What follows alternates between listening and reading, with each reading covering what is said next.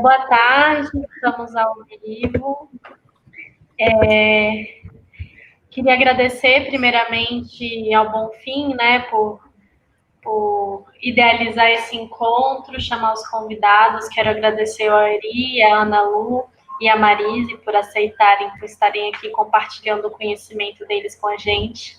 Estava bem ansiosa por esse encontro, principalmente depois que eu assisti o filme, achei, assim, muito, muito pertinente, um conteúdo muito, assim, novo velho, né? Aquele velho que a gente já devia saber, a gente devia ter consciência. Infelizmente, são histórias que a gente desconhece, vidas que a gente desconhece e, enfim, temos que estar lembrando, né, o tempo todo.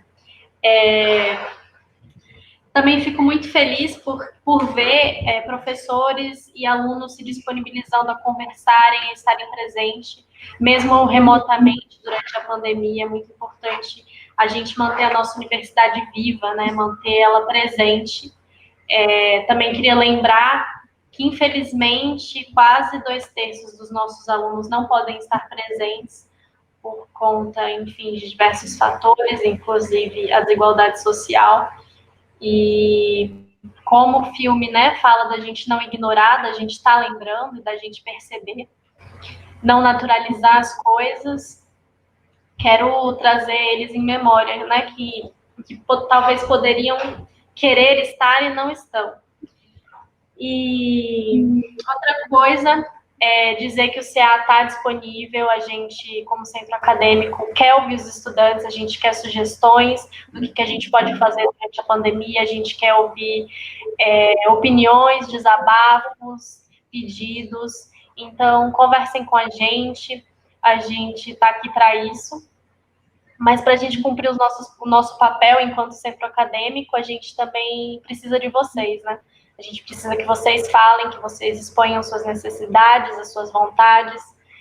E também queria dizer que a gente está, né, com o projeto do Dica Iacniana, e a gente está junto com os professores e técnicos do Instituto, compartilhando dicas de filmes, documentários, todos os dias, ou quase todos os dias. E isso aqui veio como um desdobramento, né, desse projeto, que o Carlos Bonfim deu a ideia da gente trazer esse debate a partir da indicação do filme do Menino 23. E é isso. Obrigada pela presença de todos. Valeu, Sofia. Super obrigado. Obrigado a todo o pessoal que está acompanhando a gente aí também. Quero reiterar o agradecimento às nossas e o nosso colega que toparam participar desse bate-papo. Parabenizar também a iniciativa do Centro Acadêmico, né? Eu acho que isso é legal. Eles tinham, como a Sofia falou, eles tinham pedido algumas que professores e técnicos da comunidade fizessem sugestões, que isso inclui vocês três também, né? Se tiverem sugestões, eu vou comentar um pouco isso também. E aí a gente pensou nessa possibilidade de aproveitar, né, esse momento que, enfim, esse é um filme que acho que a gente precisa espalhar geral mesmo, que muita gente veja, que esteja presente aí, que a gente converse a respeito dessas coisas, né, que se mobilize, né. Acho que agora nunca da gente dar essa girada aí, acho que a história está colocando para a gente esse chamado aí, para que, enfim, a gente realmente aproveite esse impulso deste momento, né? Eu acho que é uma virada histórica importante aí. Bom, é isso. Não vou me deter muito, porque o assunto é que a gente converse com os nossos e as nossas colegas. Eu queria, então, dar as boas-vindas e agradecer enormemente a generosidade pelo tempo, pelo interesse, enfim, pela parceria mesmo. A Ana Lúcia Souza, né? A Marise Urbano e a Ari Xavier, né? Que são os nossos três, as nossas e nossos três convidados hoje aqui. Eu faço rapidamente uma breve apresentação deles. O material circulou, né, no que a gente tinha usado para divulgação, mas acho que é bom reiterar isso, né, muito rapidamente, que a Ana Lu é doutora em Linguística Aplicada pela Unicamp, é professora do Instituto de Letras, da UFBA, e coordena um grupo de pesquisa Rasuras, poéticas de leitura e escrita. Ela é também integrante da Associação Brasileira de Pesquisadoras Negras, né, e trabalha na área de estudos de letramentos, né? Aliás, depois, Ana Lu, se em algum momento, como a gente está fazendo uma rede social, está aberta, a gente entende que não necessariamente as pessoas que participam dessas atividades têm familiaridade. Então, eu acho que a noção de letramento, que foi também tema da sua tese, né, eu acho que isso é algo legal para compartilhar com as pessoas, porque isso que a gente está fazendo também, né, eu acho que faz parte, acho que seria legal a gente aproveitar essa deixa. Do mesmo modo, Marise, né, Marise Urbano, que ela é pesquisadora, realizadora, ela é cineasta, e cineasta, sobretudo, cinema de periferia, né, uma das responsáveis pelo Cine Dendê, um festival importantíssimo, né, que articulava em rede nacional, né. Eu não vou ficar falando muito, porque não tem tanto detalhe, o que eu sei, até onde eu sei, um trabalho que continua sendo fundamental, né, de mostrar a produção audiovisual que acontece nas periferias de Salvador, mas também de outras periferias do país, né. É um trabalho importantíssimo, né.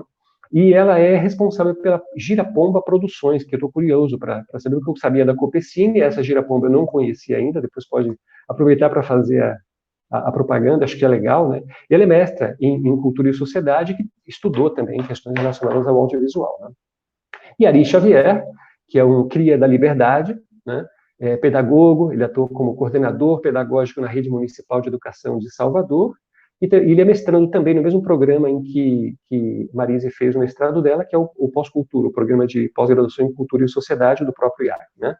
Então é isso. Para quem está chegando agora, bom, essas pessoas chegaram aqui sabem que vieram para conversar sobre o filme Menino 23. Não vou falar mais nada do filme, porque, claro, a ideia é que as pessoas tenham visto o filme, né? Filme dirigido pelo Belisário Franca, a partir de uma pesquisa de doutorado do Sidney Aguiar, né?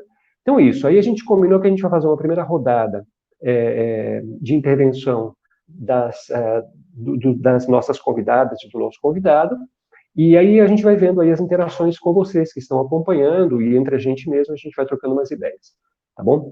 Então é isso. Reitero mais uma vez o nosso profundo agradecimento, agradeço também as pessoas que estão acompanhando a gente, né? Sinalizem aí também nos comentários, por favor, como é que está chegando, e já podem começar a encaminhar suas questões, né? É um filme que, é isso, como a gente tinha dito, a gente espera que a gente consiga fazer um esforço coletivo para espalhar esse filme geral, e que muitas pessoas aproveitem esse momento para ver, conversar, enfim. E, do mesmo modo, entrar em contato com o centro acadêmico para fazer sugestões. E, sobretudo, que essas sugestões, eu vou falar uma última coisinha para finalizar dessa minha falação. Que, assim, além eu estou pensando agora concretamente em conversas que eu já tive com Marise e com outros colegas, mas isso evidentemente envolve Ana Lu e Ari, e Sofia também, é que é ótimo e é importantíssimo que a gente tenha esses espaços, e este tema é um tema obrigatório, né, no nosso país, e é vergonhoso, né, que a gente tenha que continuar produzindo coisas assim, mas são histórias necessárias pelas quais a gente vai precisar passar e vai ter que falar assim a respeito. Agora, do mesmo modo, eu tinha feito uma sugestão para a galera do centro acadêmico, que pensasse também, aí, Ana Lu, tá vendo? O lance do letramento estético, o audiovisual. Então, por exemplo, a Marise é uma das pessoas que, estou falando da Marise porque eu sei do trabalho dela, mas qualquer pessoa que está acompanhando a gente poderia tranquilamente propor, né, uma sessão como essa, de fazer um letramento mesmo, de como é que a gente lê o produto audiovisual, porque isso me dá ferramentas para eu ler também vários outros aspectos do meu entorno, né? Então, isso para a gente pensando aí, para além de disciplinas, para além de uma série de outras coisas, né? É isso, gente. Então, muitíssimo obrigado, reitero aí. E queria sinalizar uma última coisa. Eu vi agora que essa transmissão está saindo com legendas, e isso é muito importante também, né? Porque agora, durante essa profusão de lives, né, algumas pessoas conseguiram garantizar uma transmissão em Libras, né? E, no mínimo, a gente está conseguindo garantir aqui a legendagem, né? Então é isso. Super obrigado. Eu passo, então, a palavra para a Ana Lu. E aí, vamos lá. Bem-vinda, Ana Lu. Muitíssimo obrigado. Obrigada. Está ouvindo bem aí? Tranquilo? Então, agradeço muitíssimo o convite, muito mesmo. Muito pelo filme, né, pela temática, que é a minha temática de trabalho, e muito também por participar de uma atividade do BI, né, desde que eu cheguei na UFBA. Em 2010, eu praticamente só fico dentro do BI, adoro, acho que é uma possibilidade de respiro, né, dentro dessa sociedade aqui que a gente vive. E dentro do BI, eu leciono uma disciplina, uma das disciplinas, mas uma que eu adoro e que tem muito a ver com esse filme, que é Língua, Poder e Diversidade, né? Então, a gente estava conversando aqui antes, eu não conhecia o filme, eu tinha ouvido falar, eu já tinha recebido o link, mas nunca tinha assistido. E aí eu assisti ao filme, não só assistindo o filme, mas desde o começo, assim, eu me coloquei dentro do filme, né? Porque ele traz uma temática que, nesse momento, é extremamente explosiva, né? A gente pensar a questão, as relações raciais, o racismo, não só no mundo, mas aqui no Brasil, e a gente ainda precisa conhecer muito da nossa história do Brasil, mas muito, muito, muito, muito mesmo. E esse filme, ele traz um pedacinho que, na realidade, é gigante, né? Para a gente pensar como nos compreender. Porque o filme, ele não vai falar lá só do seu Aloysio, ele vai falar só do Agemiro e do Dois, ele vai falar, na realidade, de milhares de pessoas, ele vai falar de mim. Como eu não posso contar a minha história. E, de uma certa maneira, esse filme traz conceitos importantes para a gente pensar a questão racial no Brasil e o racismo, que são os apagamentos e os silenciamentos, né? Me chamou muita atenção, como por um triz, esse filme não teria sido realizado, né? Então, além de falar da história, além de falar da história do Brasil, ele fala também, para mim, ele falou muito forte, da postura, né, docente em sala de aula. E isso é uma coisa que eu venho falando muito o tempo todo, né? Quem é que está na minha sala de aula? Quem são as pessoas que estão ali compartilhando cultura e identidade? E como essa comunidade provisória de práticas, né, nos permite também aprender uns com os outros, trazendo uma grande parte dessa nossa história que está lá longe, mas que também está muito no cotidiano, né? Então, eu achei esse filme, assim, fantástico, brilhante. Eu não tinha todo esse enredo, né, de pensar que, muito fortemente, as teorias eugenistas, que às vezes a gente lê no papel, né, que a gente lê como uma história que aconteceu, na realidade, ela está muito próxima das nossas peles, das nossas vidas. É um negócio, assim, incrível. Então, eu acho que esse filme, ele serve para a gente pensar também, né? Ele é uma possibilidade da gente pensar a importância de conhecer a história do Brasil. E aí, às vezes, a gente diz, não, a gente precisa conhecer a história dos negros no Brasil. Não, a gente precisa, na realidade, conhecer a história do Brasil. Porque essa história ainda não foi contada, né? E conhecer essa história do Brasil é conhecer também esse projeto de construção de nação que está colocado nesse filme, né? E aí, ainda emendando um pouco essas minhas impressões sobre o filme, eu também fiquei pensando muito no meu próprio trabalho, né? Que é pensar esses letramentos que eu tenho me empenhado nessa pesquisa de pensar, né, os letramentos da população negra no Brasil, que aí, quando nós pensamos letramento, você pensa os usos sociais de linguagem que se faz no cotidiano. Para a gente pensar esse letramento dentro da escola, fora da escola, dentro da universidade, fora da universidade, nós precisamos conhecer a nossa própria história. Agora, vejam, que tarefa gigantesca nós temos. Nós temos de conhecer essa história, que muitas vezes a gente pensa que é nossa essa história, que ela é individual essa história, que ela é da nossa família essa história, mas é uma história do Brasil que tem desdobramentos nesse nosso cotidiano. Então, me chamou muita atenção, né, a gente pensar como conhecer a história nos permite um reposicionamento identitário. E aí, no filme, isso aparece várias vezes, né? aparece desde o momento que alguém de fora vem e traz uma possibilidade de recontar essa história a partir de uma memória que se quer esquecida, né? E também de como essas histórias vão engatando uma nas outras lá nos anos de 20 e 30 e vão fazendo sentido agora. Por exemplo, a questão da escolarização, né? Então, hoje, a gente consegue verificar, né? A gente consegue pegar nos números que dizem, né, que dentro das universidades, hoje nós temos a maioria de pessoas pobres e pessoas negras, né, fruto aí das ações afirmativas e outras ações afirmativas na forma de cotas, né? Agora, muitas vezes também a gente não consegue responder, a gente não consegue interagir com essas políticas públicas, entendendo-as como uma reparação. E um desses aspectos está no filme também, quando se pergunta, vocês frequentaram escolas? Frequentou 1 ano. E que tipo de escola frequentou? Né? Talvez o suficiente para ler uma embalagem, para fazer uma conta, para um trabalho escravo ali, não é? Mesmo após a abolição. E aí, muitas vezes, a gente não consegue explicar o porquê das ações afirmativas na forma de cotas, por que as desigualdades ainda persistem, né? Então, acho que esse filme é um filme exemplar.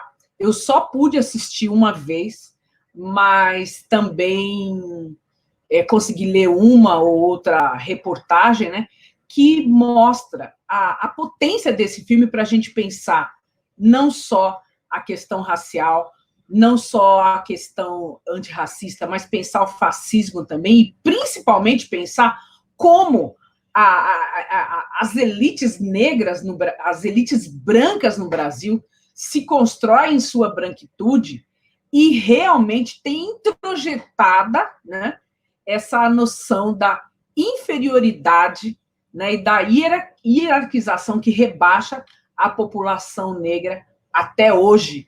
Então, quando a gente olha, muitas vezes, essa discussão hashtag, né, vidas negras importam, na realidade, nós temos de pensar também quais são os grupos que têm de ser acionados para essa luta. E, evidentemente, hoje eu tenho defendido, várias pessoas têm defendido, que não dá para pensar racismo no Brasil, que não dá para pensar o que é ser negro e ser negra no Brasil, sem pensar o que é ser branco no Brasil.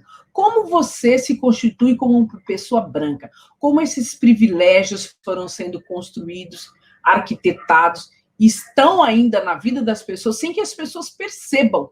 Então, nós nos percebemos nessas relações desiguais, ainda de forma naturalizadas. E mesmo hoje, a gente ainda precisa pensar quais são os caminhos e as estratégias, né, para a gente, conhecendo essa história, nos constituir identitariamente. Então, essas foram as minhas impressões, né? E também eu estava conversando com o grupo agora, evidentemente, eu lembrei muito das histórias da minha família, né? Histórias que a gente também vai pegando aos poucos. As histórias de perdas de terra, as histórias de trabalho mal remunerados, as histórias de maltratos, e entender também, né, como as nossas famílias negras se esforçaram, algumas vezes erraram, outras vezes acertaram, para nos fazer sair dessa situação de desumanização, que é isso que o filme traz, né? As pessoas ali são desumanizadas. E me chamou muito a atenção os olhares, né? Tanto do Aloísio como do Argemiro, parece que buscando essa humanização por meio das memórias duras, memórias cruéis, mas que os colocaram de volta nessa história. E aí, num dos momentos do filme, quando o Aloísio, né? Quando o Aloísio ele volta para dentro do orfanato, de onde ele saiu, gente, esse é um momento muito, muito gritante, é um momento muito, muito duro ali do filme, mas é necessário, né, às vezes, voltar às dores, não para ficar na dor, mas para poder compreender esse momento e as possibilidades de diálogo, de luta, de confronto com esse momento. Nos fazer, a cada dia, buscando esses pedaços de história, né? Então, foram essas as primeiras impressões que eu quero compartilhar aí com vocês, esperando outras questões aí para a gente discutir. Super obrigado, Ana Lu. Que precisão britânica, hein? Uau! A gente tinha combinado de fazer uma primeira rodada, a gente continua agora. Eu, de fato, acho que de tudo que você sinalizou aí, tem muita coisa, a gente vai recuperar daqui a pouquinho, né? Mas esse assunto das vidas negras que importam e de que maneira, como, o que temos pendente ainda e etc., né? Tudo isso tem a ver com esse processo brutal de desumanização, intensificado, né, nesses últimos anos, particularmente em várias instâncias no Brasil, e esse assunto de voltar às dores, né? Em alguns casos, provavelmente, não...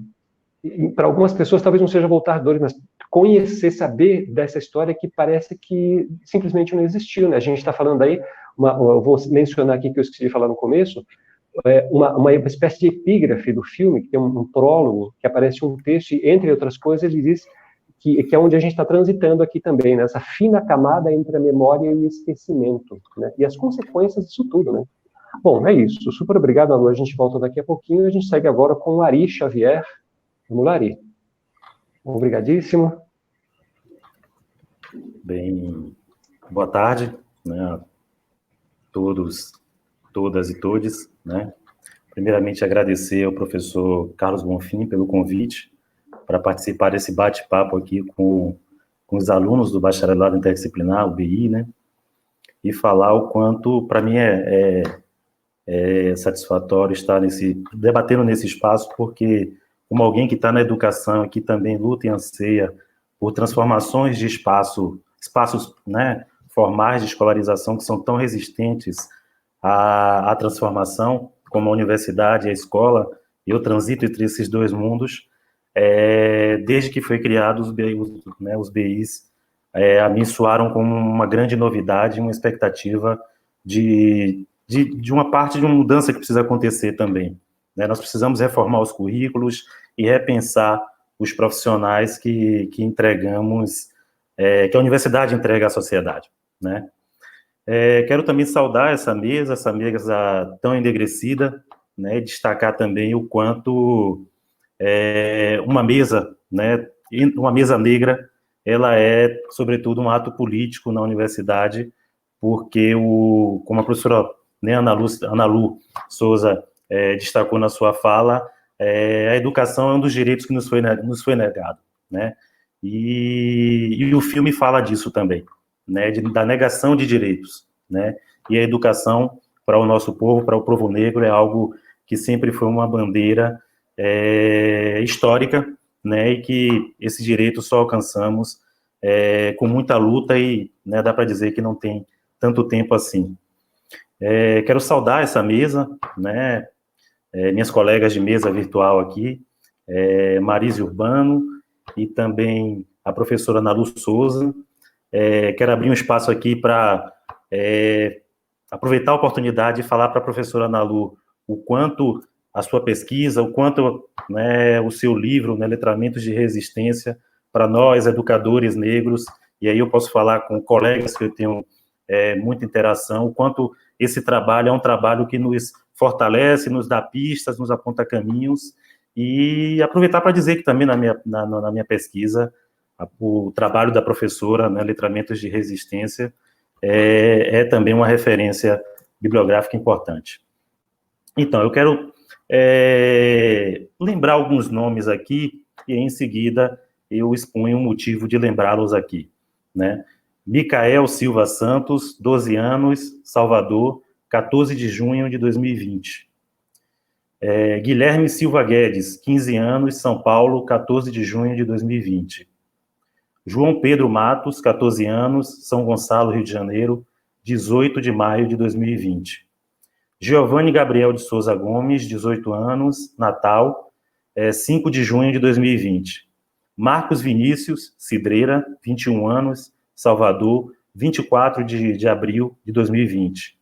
Rodrigo Cerqueira, 19 anos, Rio de Janeiro, 21 de maio de 2020.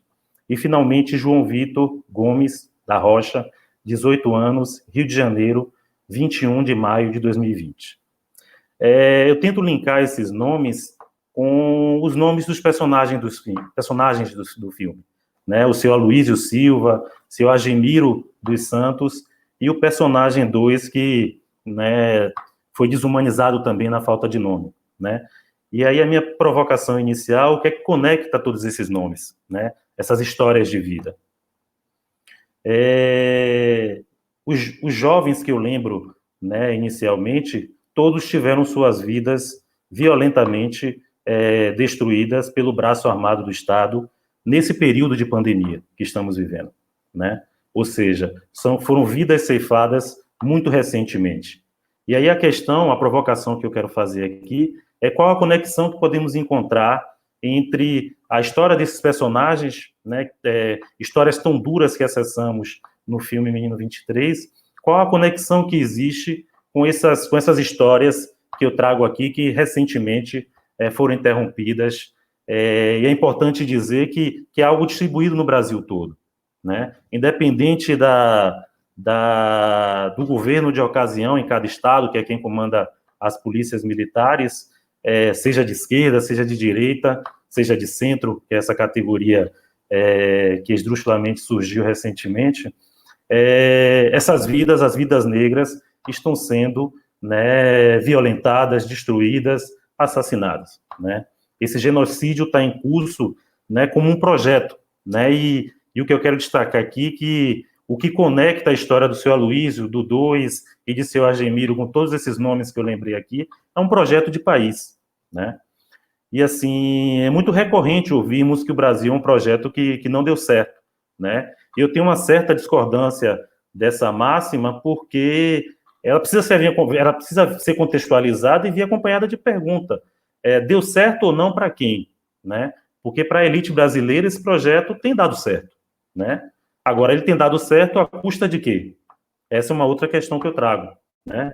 Então, assim, à custa do extermínio dos povos originários, da exploração da mão de obra negra, primeiramente escravizada e hoje precarizada, à custa do epistemicídio, né? Enfim, para essa elite que tem cor, né, uma elite branca, esse projeto, né, tem dado certo, né? Como foi dito no filme, muitas pessoas participaram, né, no filme, colaborando, historiadores e tal, e aí eu destacaria aqui uma fala, né, de uma historiadora, né, que participou do filme, Cícera Bittencourt, quando ela disse que a elite brasileira é uma elite que não cedeu nada. E isso é verdade, né? Ela continua não cedendo, né? Basta lembrar o quanto de reação nós temos ou tivemos no passado recente a qualquer tentativa mínima de partilha, né, ou de reparação histórica, né? E o quanto essa reação ela é violenta, que mobiliza todo o aparato que está à disposição dessa elite para combater, né? Então, assim, é um projeto que se sustenta na exclusão da maioria da população brasileira, que é a população negra, né? E isso só é possível num país como o nosso com o uso da força e da violência do Estado, né?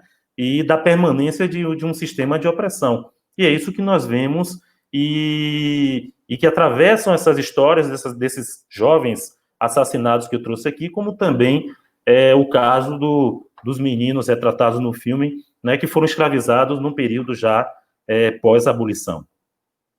Então, assim, entrando mais diretamente no filme, né, precisamos, né, perceber esse elo histórico que vem acompanhando, né, da escravização de homens e mulheres negros e negras trazidos de diversas regiões do continente africano, passando por esse episódio retratado no filme, que é de lá da década de 30 do século passado, e chegando aos dias de hoje, né, esse projeto segue seu curso, né?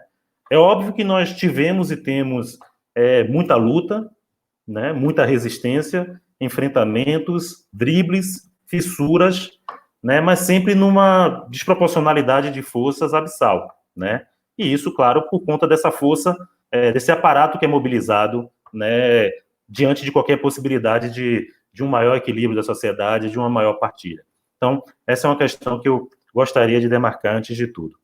Então, assim, voltando ao filme, eu destaquei 4 tópicos que, a meu ver, nessa fala inicial eu deveria, né, explorar um pouco mais, né? Eu destaquei esses 4 tópicos nomeando da seguinte forma: memória e esquecimento, né? Facetas do racismo à brasileira, uma tecnologia social genuinamente brasileira, sintetizada na expressão "é quase da família", e, por último, a fábula do 13 de maio de 1888. Então, como o professor Bonfim lembrou aí, esse é um ponto fundamental do filme, né? A questão da memória no Brasil, né? E essa também é uma chave fundamental para a gente analisar o Brasil de ontem e de hoje, né? Quantos atentados nós tivemos contra a nossa memória, né, na forma de apagamentos, né? Ou seja, são fantasmas que nos atormentam até os dias de hoje, né? Essa história foi descobrida num acaso, mas outras tantas passaram, né, despercebidas, e são histórias que, infelizmente, né, não vão não só traduzir melhor o Brasil, do ponto de vista histórico, como também, né, se perde, né, no sentido de responsabilização dos atores mais diretamente envolvidos. E todo esse apagamento, né, acaba contribuindo para esses atores que têm surgido, né? São revisionistas, negacionistas, terraplanistas, né, que estão lá no Planalto, na planície, reivindicando algum protagonismo e tentando, né, disputar narrativas, contar histórias e distorcer mais ainda uma história que precariamente acessamos na nossa, né, escolarização formal, né? E aí eu trago para a minha área, que é a educação, né? Imaginemos o quanto a minha geração, e mais fortemente as gerações que me antecederam, acessaram na escolarização formal uma história de protagonistas e heróis tão somente homens e brancos, né? O quanto isso é normalizado, né? Quanto desses traficantes e escravagistas povoam, né, as ruas do Brasil afora, né, enquanto monumentos, ou nomeiam escolas e avenidas, né, e ficando na história como benfeitores, né? Recontando as suas histórias, né, de traficantes e mercadores de pessoas, de seres humanos, né, eles ficam para a história como benfeitores, e com pouca criticidade a gente vai interagindo com esses personagens no nosso dia a dia, né? E não à toa, a escola pública que é visitada no filme, ela é nomeada, né, em homenagem à família Rocha Miranda, que é a família que promoveu, né, todos os crimes que foram relatados e destacados no filme Menino 23, né? Outro ponto que destaco é que pensar o racismo, a gente precisa também pensar o fenômeno de forma contextualizada, historicamente, né?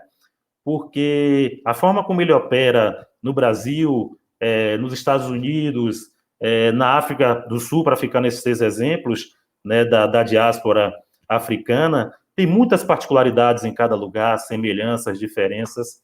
E o que eu quero dizer aqui é que, muitas vezes, da população negra, são cobradas as mesmas reações e formas de responder ao sistema de opressão, né? Mas, assim, é importante dizer que nós não somos um bloco homogêneo, né? Somos indivíduos, né? Apesar da história comum de opressão, de exclusão que nos acompanha, de negação de direitos, mas, né, os indivíduos negros são indivíduos, né? Precisam ser também pensados dessa forma, porque tomar-nos como um bloco, né, homogêneo, como algo, né, uma coisa só, é tão somente reproduzir o racismo, né?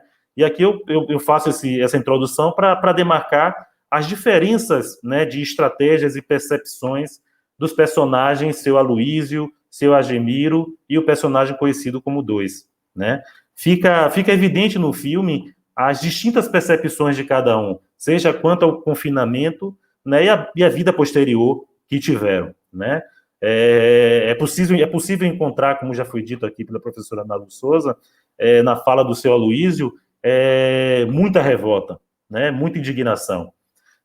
Já na fala do seu Argemiro, que é necessário lembrar que teve uma atitude corajosa de fugir, conseguiu fugir daquela fazenda, ele, na velhice, ele já revelava um olhar mais resignado, né, que recorreu ao esquecimento como uma estratégia para seguir vivendo, né?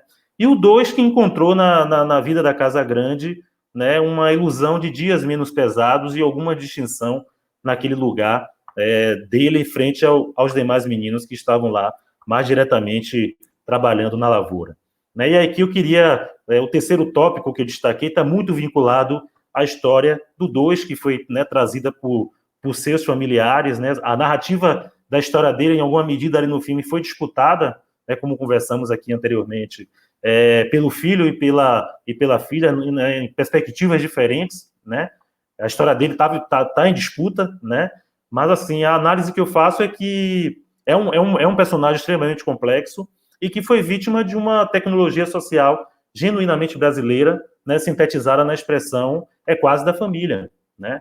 O 2 foi retirado do trabalho na lavoura, que fazia com os demais meninos, para realizar os trabalhos domésticos, né, enquanto criança, tomar conta de outras crianças, e foi seduzido por essa distinção, né, de quem estava vivendo na Casa Grande, né, como se, né, ele acessasse algum privilégio diferente da vida que os outros meninos levavam, né?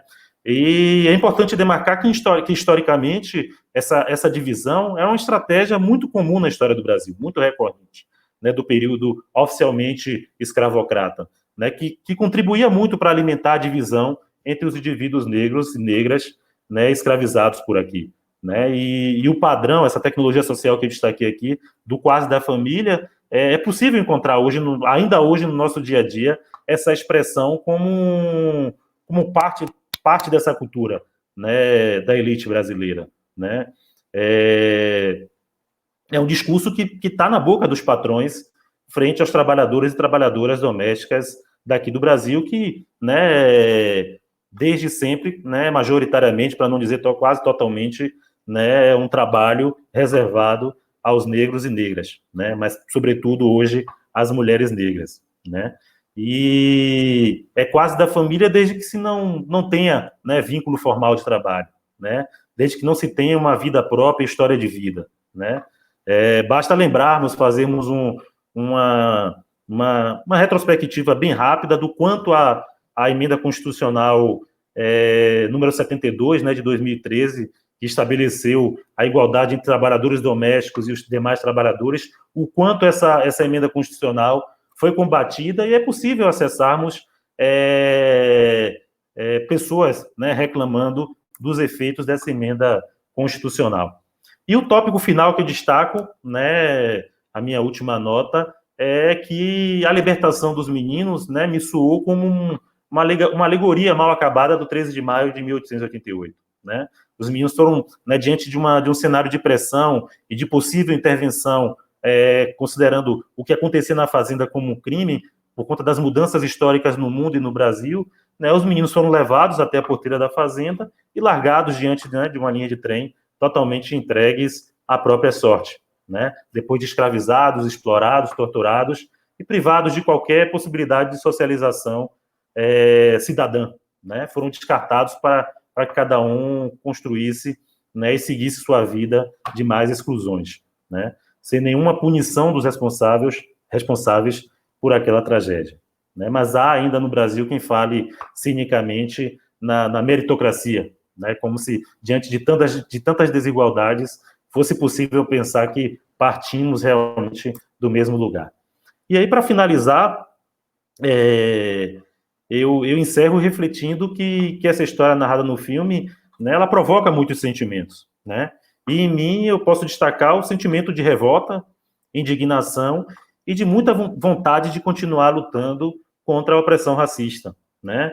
Ou seja, nada diferente do que me mobiliza desde quando eu me descobri enquanto indivíduo racializado nesse país, né? E aí, dialogando com a provocação dessa atividade, né, racismo e eu com isso, a pergunta que eu deixo é que, enfim, para todos que nos acompanham, né, a questão que eu deixo é se o racismo é realmente uma questão apenas dos negros e negras, né, brasileiros, ou se para ter uma sociedade com um mínimo de equilíbrio, né, todos precisam se implicar, né, entender seus privilégios e entender que a opressão racista, ela envolve todos nós, claro que de formas diferentes, mas que a superação é necessária com a participação de todos e todas, né?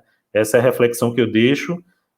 Obrigado mais uma vez e desculpa se me alonguei excessivamente, né? Fui além do tempo que estava disponível para mim. Obrigado. Obrigado, Ari. Muitíssimo obrigado. Estamos aí na conversa. A gente vai ouvir Marise agora. Eu queria só destacar o seguinte, pedir que vocês que estão acompanhando aí a conversa, tem um espaço para vocês nos comentários lá na página do Face, para que vocês encaminhem as suas perguntas, observações. A gente vai ouvir agora a Marisa e depois a gente vai ver aí se tem algumas questões que vocês querem formular, enfim. Eu já tenho algumas aqui também. A Ari acabou de me derrubar, porque eu ia perguntar justamente se Silêncio doeu com isso, que era assim, a gente volta daqui a pouco, mas então, já que esta já está circulando por aí, é legal para a gente pensar, né, se eu com isso, porque isso é coisa de preto, né, e eu não tenho nada a ver com isso, eu não sou gay, eu não sou indígena, eu não sou homossexual, então não tem nada a ver comigo, aquela história toda, né, de quem é essa luta, né, mas eu queria só fazer essa lembrança do que Ari mencionou, nesses 4 tópicos que ele menciona, ele faz referência ao 13 de maio, é só para lembrar aí, eu acho que é bom, a gente está falando de memória também, né, quem não ouviu, que conheça uma canção que eu conheci na voz de Lazo, chama 14 de maio, não o 13 de maio, né, mas o 14 de maio. Valeria a pena depois ouvir isso, né, e ver a atualidade cruel, perversa de uma canção como essa. É isso, vamos ouvir Marise Urbano. Bem-vinda, Marise. Obrigado. Olá, obrigada também, Bonfim. Boa tarde a todas e todos. Primeiramente, agradecer pelo convite. Enfim, fico muito feliz, né, de estar participando, inclusive porque eu fui aluna também do BI, né, em arte, BI de arte, com concentração em cinema. Então, retornar a casa, para mim, é sempre um privilégio, é sempre gratidão. E também está tanto com a professora Ana Lu, quem eu admiro muito, já fui aluna, e aí com a Ari, que eu passei a conhecer agora, mas gostei muito. Eu estou me sentindo provocada assim, pelas falas. E aí é bom, né, de ser a última a falar, porque você vai digerindo tudo isso e criando novas... E pensando junto, né? O quanto o filme é provocante, o quanto, de fato, ele provoca discussões. E é o que a professora Ana Lu falou, né?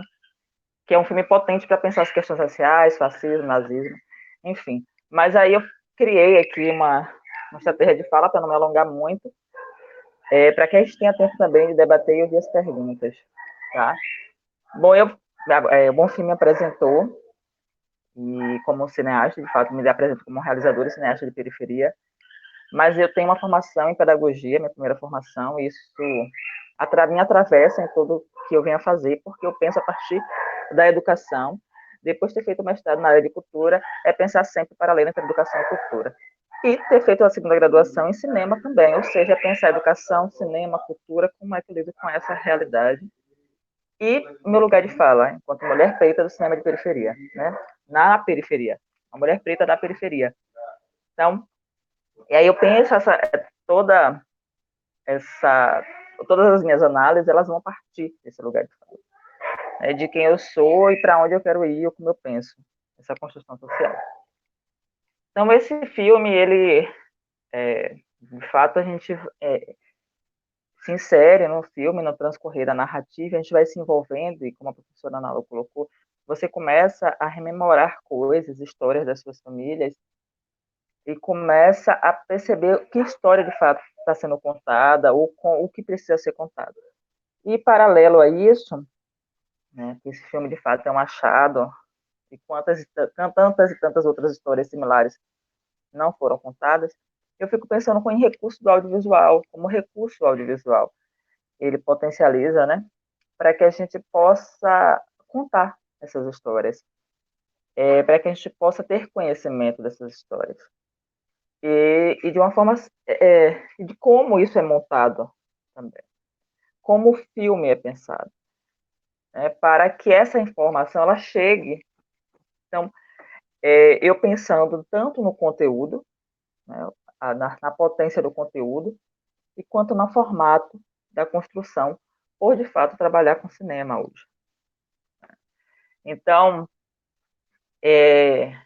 eu concordo plenamente com a professora Ana Lu e com a Ari, da questão da potência desse filme, que, de fato, é importante entender e compreender que história do Brasil está sendo contada, né, porque a gente começa a se assustar com o que a gente ouve, né, mas, ao mesmo tempo, a gente quer saber mais do seu Aloysio, e das histórias de tantos outros garotos que eram nomeados, né, numerados, né, como 2, como o Menino 23, como o Ari falou da questão da memória do esquecimento, as facetas do Brasil, é quase da família, isso ainda é comum ser ouvido, né?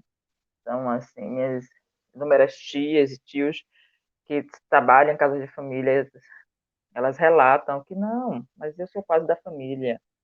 Eu trabalho lá há tantos anos, porque você passa desde que começa a trabalhar da adolescente para mãe, e aí na fase adulta trabalha para a filha, e quando vai ficando idoso você vai trabalhar para os netos, né? Porque mantém o vínculo e é quase da família. Então, esse discurso, de fato, existe e permanece, né, presente ainda nos dias atuais. E a forma também, como o professor coloca, da questão da alegoria, né, que é mal acabado, ele citou, do 13 de maio, que é essa saída, essa repartição, né, que na verdade não foi nem uma repartição, foi só uma escolha de 2 ficar, né. Então, quem assistiu percebe como a família de 2 relata a história dele, né, e a relação dele com essa família Rocha Miranda, como o seu Aloysio se apresenta e diz o quanto ele se sente revoltado por tudo que ele passou. E, ao mesmo tempo, tem uma outra personagem, o seu Gerino, que é essa figura que buscou tentar esquecer, né, esse esquecimento, esse apagamento, mas para sobreviver. Mas, de um modo geral, todos estão envolvidos, ou se envolvem em um determinado momento com a bebida, com álcool, né, para tentar fugir, talvez. São especulações. Enfim, sendo provocada pelas falas e pelo filme, eu fiquei pensando também, enquanto realizadora, enquanto produtora cultural, quais são as minhas funções, os meus desafios frente a isso. E aí, como eu falei, durante o filme eu fiquei pensando na minha função, em quem eu sou, nas minhas histórias, e fiquei lembrando que ser produtora hoje cultural na periferia, e se defendendo como cinema de periferia, tem sido um desafio, porque o primeiro desafio é você estimular que artistas locais da periferia, pretos e pretas, acreditem neles. Isso me lembra uma fala do seu Aloysio, quando ele diz assim, eu sem futuro, né? Se sentia um sem futuro. Não teve carinho de pai, não teve carinho de mãe, foi do mundo. A infância foi roubada. E o que é infância? Então, são falas do seu Aloysio e que são falas comuns aqui na periferia. E quando a gente observa trabalhos artísticos locais, seja no cinema, na dança, no teatro, na música, e que você estimula, as pessoas, não, você está brincando, Marisa, eu não sou inteligente, eu não sou capaz. E aí você fica como, na verdade, trabalhar a questão da autoestima e a compreensão de que é uma estrutura racista que ela invade, né, todo o seu sistema de crença em você e de possibilidade de avanço. Então, E é muito difícil esse embate, né, porque, de fato, o pai, a mãe vai, na maioria dos casos, ausente, a mãe precisa estar ausente para o trabalho, né, em alguns casos, outros também pela questão histórica, onde é que está, de fato, aquele carinho. Então, o aprendizado do mundo, né, que o seu Aloysio apresenta lá, ainda, né, e apesar que o filme é atual, mas ele nos atravessa. Então, esse eu acho que é o maior enfrentamento de ser produtora cultural na periferia, é lidar com a questão do estímulo, né, lidar com a questão da baixa autoestima, que você está o tempo todo. E aí fecha uma porta que abre outra ali, você tentando se desafiar, se desdobrar e pensar como avançar. E discutindo o tempo inteiro que não basta apenas reproduzir né, o cinema, ou que não basta reproduzir músicas, é preciso desconstruir, é preciso deslocar, né, os sentidos, é preciso pensar na decolonialidade, eu sempre digo isso, para que a gente possa modificar ou tentar estabelecer alguma mudança. Bom, aí voltando ao cinema, eu fico pensando que o professor Hernani apareceu no filme falando da questão do cinema, como o cinema também reproduziu essa imagem racista. Né? E aí ele não citou no filme, mas citou Despertar da Redentora, de um filme de 1942. E aí a gente vai citar talvez o filme mais comentado, que é o filme de Gripe, que foi O Nascimento de uma Nação, de 1915, que é um filme racista, né? Tem todo um comentado por sua técnica, né? Durante o período foi 1915, mudança de técnica, estrutura, movimentação, mas em compensação é um filme que na verdade que cria-se e mantém-se aquela imagem do homem preto perverso. E a gente vai ter também no cinema brasileiro personagens parecidos, né? Então a gente também observa algo nas telenovelas, sempre o malandro, sempre nessas posições, né, da ficção. Aí eu me recordo de um filme do Carlos Manga, Garotas de Samba, que é de 1957, que só tem uma personagem negra no filme, e essa personagem negra, apesar do filme ser preto e branco, era a única que usava estampas berrantes e falava que tinha mais de 6 namorados, ou seja, a sexualização do corpo da mulher preta. Né? Isso em 1957, e o filme é todo formado por garotas, por mulheres, mas as mulheres que ocupam espaços de desafio, de trabalho, de enfrentamento, que vão brigar por trabalhar, são mulheres brancas, mas as mulheres pretas já estavam trabalhando. Né? E nessa posição da sexualização nesse filme, e que se repete em tantos outros. Mas aí a gente também pensa na contrapartida. E aí, tocada também pela pergunta do Bonfim, e eu com isso, pensando no racismo, aí eu vou pensar eu com isso numa esfera de produção.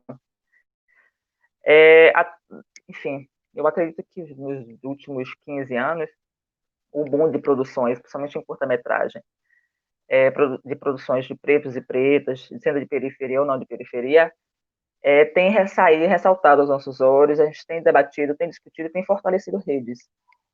E aí eu posso citar alguns, muito poucos, na verdade.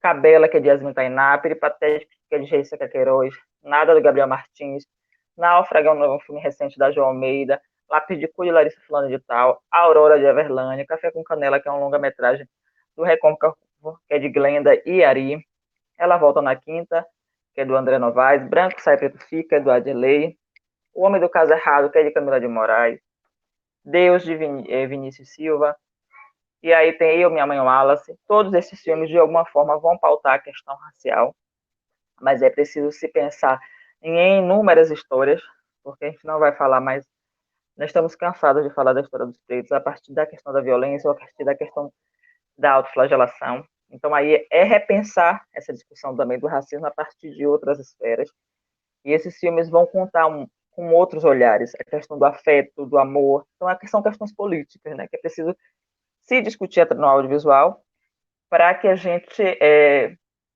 saia do círculo vicioso mesmo, né, de uma reprodução de autoflagelamento, de dependência, mas que a discussão do racismo ela está presente, né?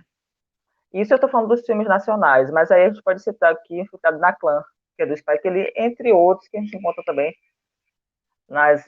tanto no YouTube, enfim, outros canais. E inclusive agora tem muitos filmes disponíveis, né? Os realizadores e as produtoras estão disponibilizando os filmes por conta desse distanciamento social, e a gente vai estar acessando de casa. Eu acho que é um momento, né, da gente poder assistir, assim como a gente assistiu O Menino 23. Então, essas produções, né, pretos e pretas no cinema brasileiro, também fortaleceu que a gente produzisse uma associação chamada APAN, Associação de Produtores de Audiovisual Negro do Brasil. E essa associação é imensa, tem crescido cada vez mais, porque a gente percebe que é preciso, né, criar uma rede para que a gente possa enfrentar o racismo. Então, nessa associação a gente discute sobre tudo, e racismo é uma pauta central. E aí, em trabalhos também acadêmicos ligados ao cinema preto, e ao combate. Né? Então, as discussões elas estão muito maiores e mais fortalecidas. dentro da questão do cinema, e o cinema debatido, né? E o cinema debatendo a questão do racismo. Utilizar, na verdade, o cinema audiovisual como ferramenta de enfrentamento e afrontamento. Né? Porque o Menino 23 é um filme potente, e ele é um filme que nos faz refletir. Mas, enquanto produtora de audiovisual, né, de cinema de periferia, negro, de cinema de periferia, como também eu posso utilizar o recurso do audiovisual? Então, essa mexeu muito comigo, né? Como manter essa ferramenta, essa discussão. E pronto. Então, assim, tem umas... Aí, só já citei as falas do Aloysio, desculpa, do personagem, né? Do Aloysio. E aí o Ari citou a questão do Rocha Miranda, que passou a cena da Rua Rocha Miranda, e passou a escola Renato Rocha Miranda. E aí Ari falou assim, eles nomeiam a história como benfeitores, e é verdade. E isso gerou um filme que está sendo editado agora, que é do Jean Almeida, que é um filme chamado Ruas da Discórdia. É um filme daqui de Salvador e Feira, em que Jean vai justamente mapear, junto com toda essa equipe, eu tive o prazer de trabalhar nesse filme, então vai mapear as ruas e os nomes dos tais benfeitores, né, com muitas aspas, e que nomeiam as ruas, as escolas, em bairros periféricos ou não. Então, assim, ele vai problematizar. Então, é um documentário, daqui a pouco está saindo do forno aí, e vale a pena, viu, gente, assistir. E aí tem a ver com essa... porque a gente percebe o quanto eles foram escravocratas, torturadores, e assim, e ainda no meio escolas, ou seja, visitamos escolas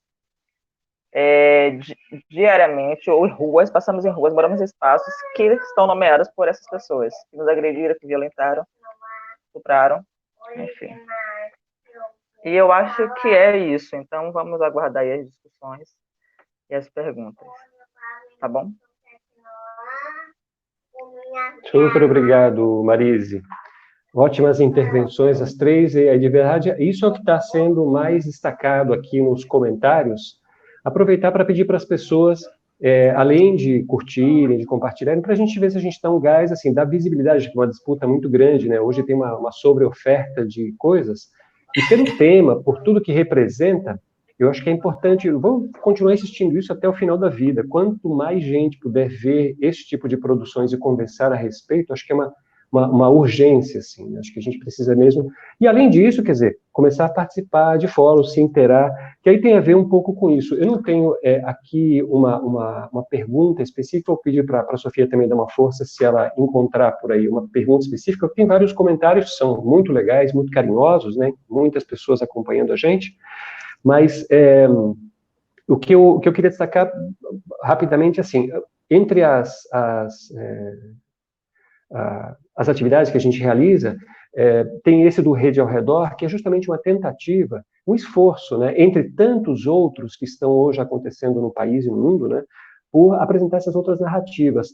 O que Marise apontou na fala dela, né, que, de fato, é muito importante esse trabalho da denúncia, do diagnóstico, da pesquisa e de denunciar tudo isso é muito importante. Mas, do mesmo modo, junto com isso, fazer um esforço para dizer, por exemplo, olha, tem uma iniciativa como essa da APAM, o que mais tem à nossa volta? Né? Tem tantas iniciativas, quer dizer, de que maneira eu posso, a partir do meu caminho, de que coisas eu posso, de onde eu posso colaborar, atuar, né? E aí me lembra um pouco coisas que, tanto da fala de Ana Lu sobre os letramentos, mas que isso é um trabalho de emancipação também, né? De tomada de consciência, de reconhecer um lugar, de uma potência que está embutida ali. E Ari usa um termo que é dribles, os dribles, né? Tem várias coisas aqui para comentar, mas eu queria só apontar isso que é uma questão para vocês três, a gente repete a roda aí. Eu proporia isso se vocês, pensando assim, a gente tem 3 pessoas que trabalham diretamente com educação, né? E são pessoas que são educadoras. Agora, tem uma questão que eu penso sempre, né? Quem está acompanhando a gente, se também se percebe como educador ou educadora, porque não estou falando de profissão como professor, como docente, mas que a gente se perceba como educadores. Então, não é à toa que Nilma Lino fala de um movimento negro educador, né? E como é que se educa? Quais são os dribles, né? Então, pensar assim, que é algo que é muito recorrente. A gente vai ver um filme como o da Yasmin Tainá, ou de qualquer outra dessas produtoras e produtores que Marise mencionou, né? E às vezes se esquece de comentar que é o povo preto fazendo cinema também, né? Então, existe já uma história que precisa ser contada também, ela, na verdade, ela precisa ser contada mais amplamente para além desses circuitos, né? Eu vou deixar solto uma coisa aqui, vocês peguem aí. Lembram do teste de Bechdel? Eu não tenho notícia do teste de Bechdel feito, por exemplo, para o povo preto, né? Só para recuperar, o teste de Bechdel foi uma iniciativa de um grupo de feministas que tentava identificar que tipo de lugar era assignado ou determinado para os personagens femininos no filme, né? Então, quando aparece uma mulher ou duas mulheres num filme, do que eles estão falando, de que maneira elas aparecem, se elas têm nome próprio, etc, etc, né? Seria muito interessante e pedagógico pensar nesse sentido que tem acontecido com essa pedagogia do audiovisual, do universo simbólico, né? Porque eu estou pensando nisso, conversando com educadoras e educadores aqui, a partir do cinema, qual é a pedagogia, né? Porque do mesmo modo que o nosso universo simbólico foi colonizado e naturalizou um monte de coisas, né? Eu lembro que vários artistas e ativistas do movimento negro diziam isso, poxa, as referências que eu tinha de negros no cinema eram Mussum, um cachaceiro, um Grande Otelo em papéis subalternizados, ou eram empregados, etc, etc, né? O que vem acontecendo com isso, né? O que vocês identificam de potência, né? Eu estou lembrando de duas figuras que eu venho acompanhando, entre tantas outras. Por exemplo, já mencionei a Yasmin Tainá, ela começa uma palestra dela, em geral, as conversas dela, ela começa perguntando para o público, quantas pessoas negras ou mulheres negras vocês conhecem, realizadoras de cinema? Digam os nomes, né? E é estarrecedor o silêncio, né? E a outra é do Rincon Sapiência, para lembrar um pouco do que Marise estava falando desses espaços de luta. Tem uma das canções dele, tem um verso que diz assim, eu faço luta e faço bundas balançarem, né? Então, quais são os dribles, né? Quais são os caminhos que esses corpos... Porque a gente está falando aí de uma memória que o Abdias do Nascimento, por exemplo, fala do quilombismo, né? Daquelas memórias longas, né? Então, hoje o que a gente está vendo também é recuperar essa memória, né? Que vem sendo produzida já há muitos séculos, né? Então, é um pouco isso, é uma tentativa de recuperar agora, nessa segunda parte das intervenções de vocês, uma questão mais propositiva, digamos assim, o que mais podemos fazer além disso? Quer dizer, esse filme, um filme como este, né? Ou essas intervenções, tudo que vocês assinalaram, e eu com isso, né, para lançar para a galera que está acompanhando a gente, como é que a gente pode encarar coletivamente, que é uma luta coletiva, essas questões, tá? Mas fiquem completamente à vontade, que eu tenho certeza que vocês têm várias coisas anotadas para comentar também, tá? Então, a gente retoma aí, volta com a Ana Lu, e aí faz de novo a girar. Enquanto isso, gente, aproveitem para encaminhar perguntas. Sofia ia falar? Diga, Sofia. Teve uma pergunta que chegou através do Facebook, da Bruna. Ela perguntou assim, ela falou, né? O documentário é incrível, fruto de um trabalho brilhante do historiador Sidney, e como todos na mesa já citaram, o filme é extremamente importante. Agora, gostaria de lançar uma provocação. Como soou para vocês o fato de que entre as e os especialistas, historiadores, cientistas políticos, etc., que dão a entrevista no documentário, apenas uma seja negra? E quais são os caminhos que pensam que podemos adotar nas nossas práticas profissionais para não cair nessas armadilhas? Obrigado, boa pergunta, obrigado por estar acompanhando. Vamos lá?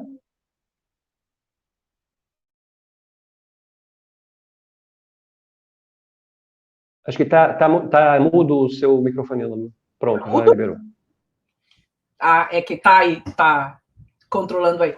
Uma das coisas que eu pensei quando eu vi o filme é que voltar a essas memórias, que são memórias de dor, não pode nos paralisar na dor, né?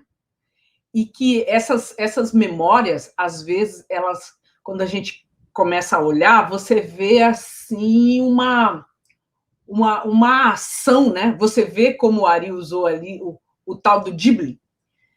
E eu pensei muito quando eu vi a história lá do Argemiro, né? Poxa, a família dele não sabia da história dele. A família dele não sabia de história. De que história? De uma pessoa que se rebelou, que tomou uma atitude, que foi atrás de viver numa cidade grande e depois deu um outro rumo à sua própria vida. Isso é muito importante da gente saber, né? Porque a história que está aí, ela nos coloca sempre numa posição de subalternidade. Então, tem uma outra história para ser aprendida, contada e buscada, e eu acho que ela está acontecendo muito agora. E aí, nessa de me perguntar, e eu com isso, né? E eu com isso, dentro desse lugar de educadora, de pesquisadora, enfim, eu fiquei agora, assim, também super feliz de ver o Ari falou, não, olha, o seu livro, né, tem sido uma referência, o livro tem circulado, e o conceito circula, né? E a Marise vai dizer, olha, eu fui sua aluna, enfim, acho que já foi no início, né? Quando eu entrei aí, enfim.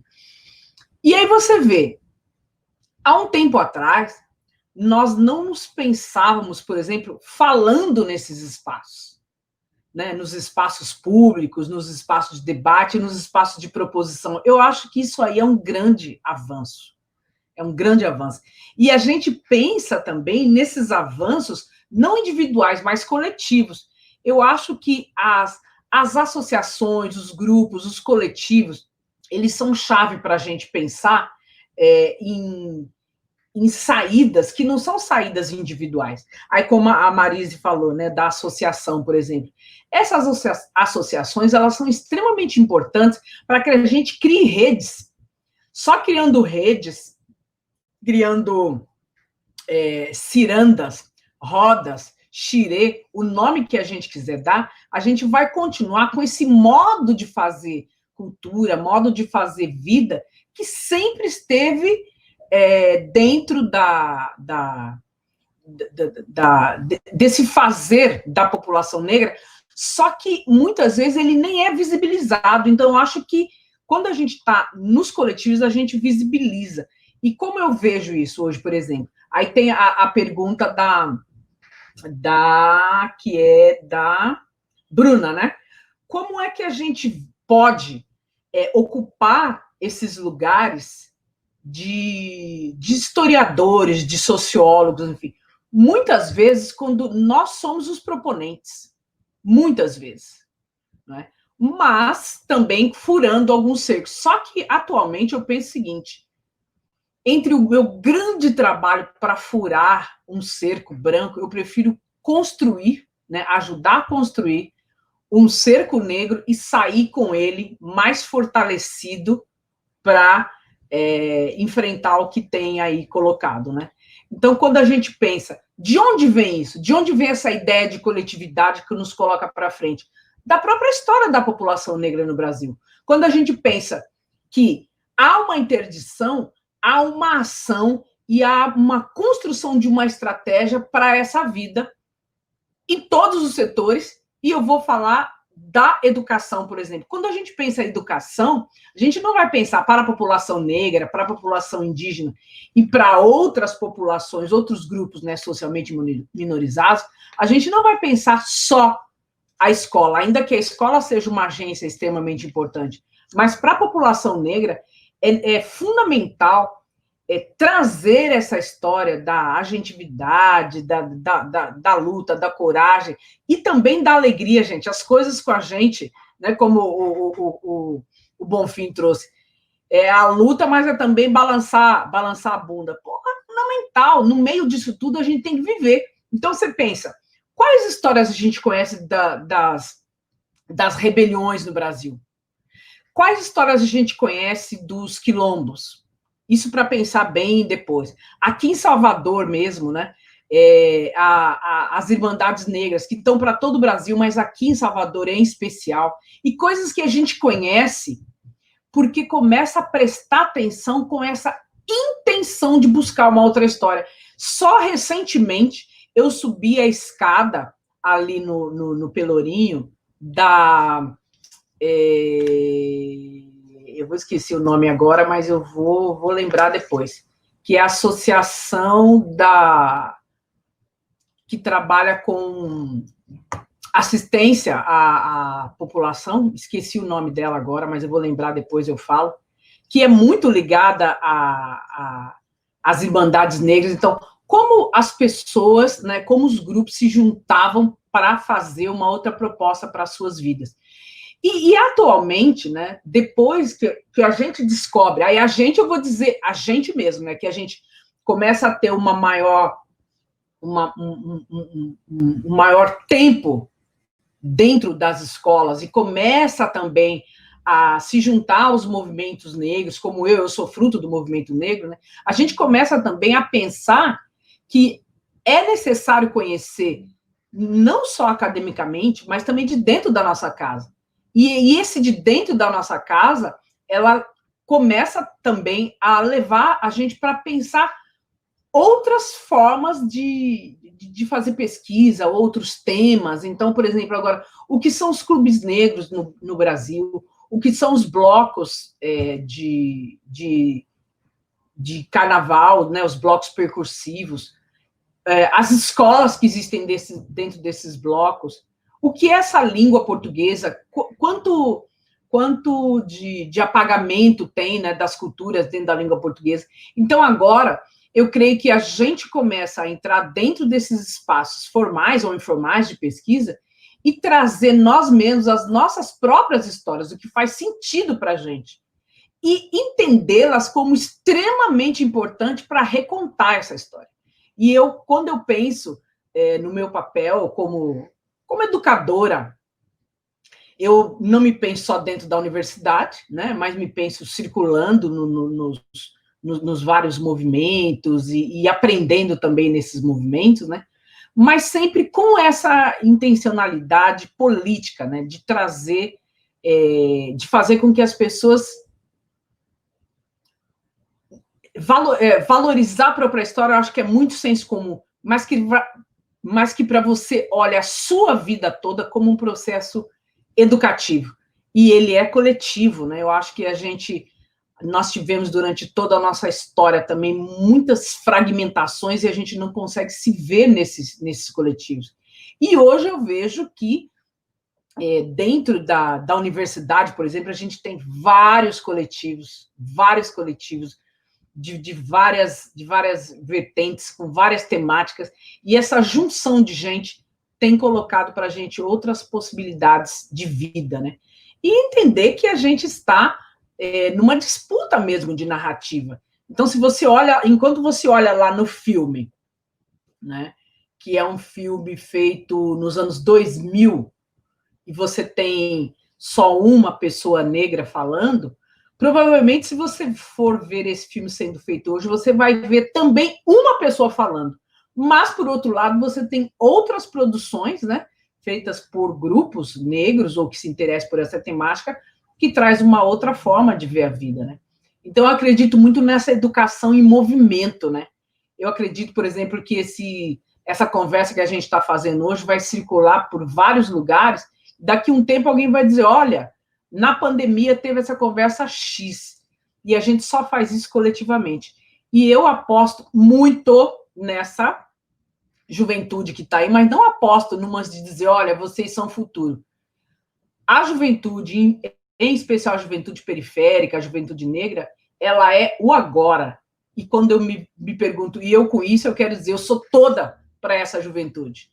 Né? Eu sou toda. Então, quando me chamam para falar, quando me chamam para pensar, né, eu quero sempre me dizer agora, olha, eu quero compartilhar esse know-how que eu tenho, né, de luta, e aprender com essa juventude também, porque é muita coisa nova que vem, é muita possibilidade de diálogo. Eu acho que isso é pensar a educação que já não é mais a mesma pós-pandemia. Não é? E quando a gente pensa em educação, você vai pensar a educação, a economia, você vai pensar a arte, e quem vai trazer essa novidade, eu acho que essa novidade ela está na chave da diversidade.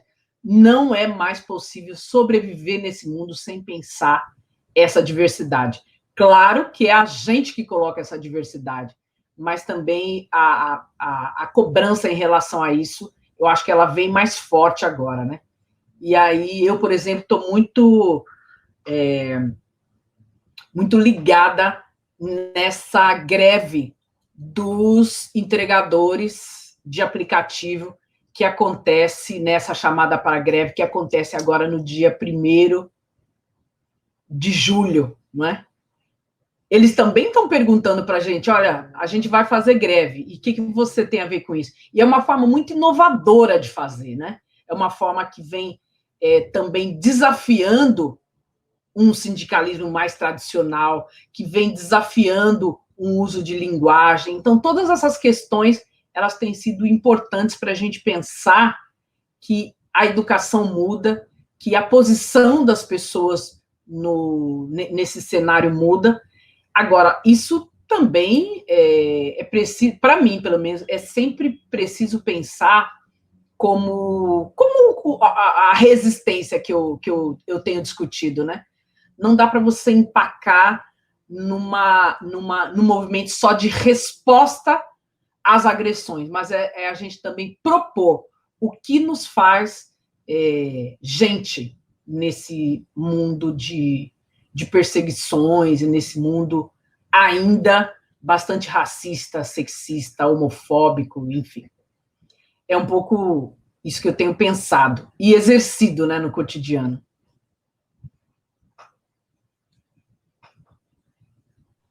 Maravilha, obrigado, Ana Lu. Muitíssimo obrigado. E enquanto eu perguntaria para a Sofia se tem alguma outra, acho que tem alguma questão aí, né? Enquanto a gente se prepara, se você quiser ler, Sofia, eu só queria celebrar aí de ter ouvido, eu sabia que, quer dizer, já conheço vocês e sabia que sairia algo assim nessa direção, mas só para sublinhar isso que eu acho que é muito importante, a potência do coletivo, né? E como cada vez mais, mesmo, por exemplo, muitos coletivos feministas vêm falando de um feminismo comunitário, quanto isso tem se intensificado, e acho que agora, neste momento de pandemia, e não é por acaso que você cite a greve dos entregadores de aplicativos, né? É como muita coisa está se reconfigurando mesmo, os modos de luta e tal. Agora, o que eu acho que é interessante para reiterar a potência do coletivo, do comunitário, né? Não é por acaso que toda essa galera das quebradas vem falando do é nós, né? Ou nós por nós. Seria legal ver a potência que está aí, porque isso é uma categoria de base fundamental, né? Que para entender justamente, é por isso, né? Que você pode pensar que o movimento indígena tem mais de 500 anos de coisas para ensinar para a gente em termos de resistência, idem para o povo preto. Né? Então, assim, recuperar isso, e aí a gente vai encontrar muitas vezes a resposta no coletivo. Né? Eu acho que a pandemia está evidentemente escancarando isso, né? Uma falência desse investimento no salve-se quem puder, né? Cada um por si, e de quanto a importância dessas lutas, da relevância dessas lutas coletivas. Né? Acho que temos perguntas aí, né, Sofia? Desculpa, só para antes de passar para a Ari e para a Marisa, porque de repente eles também podem incorporar na intervenção deles, né? A Stephanie de Mello falou: gostei muito da pontuação trazida por Ana Lu em questão da família do seu Argemiro, não saber da dura realidade que ele passou. E é ainda mais marcante para mim a fala da esposa, que já que é algo que tem tanto tempo, por que trazer o assunto à tona agora, né? Que o melhor é esquecer de fato e não mencionar mais essa história. Trazer a necessidade do esquecimento, né? De uma parte da sua vida.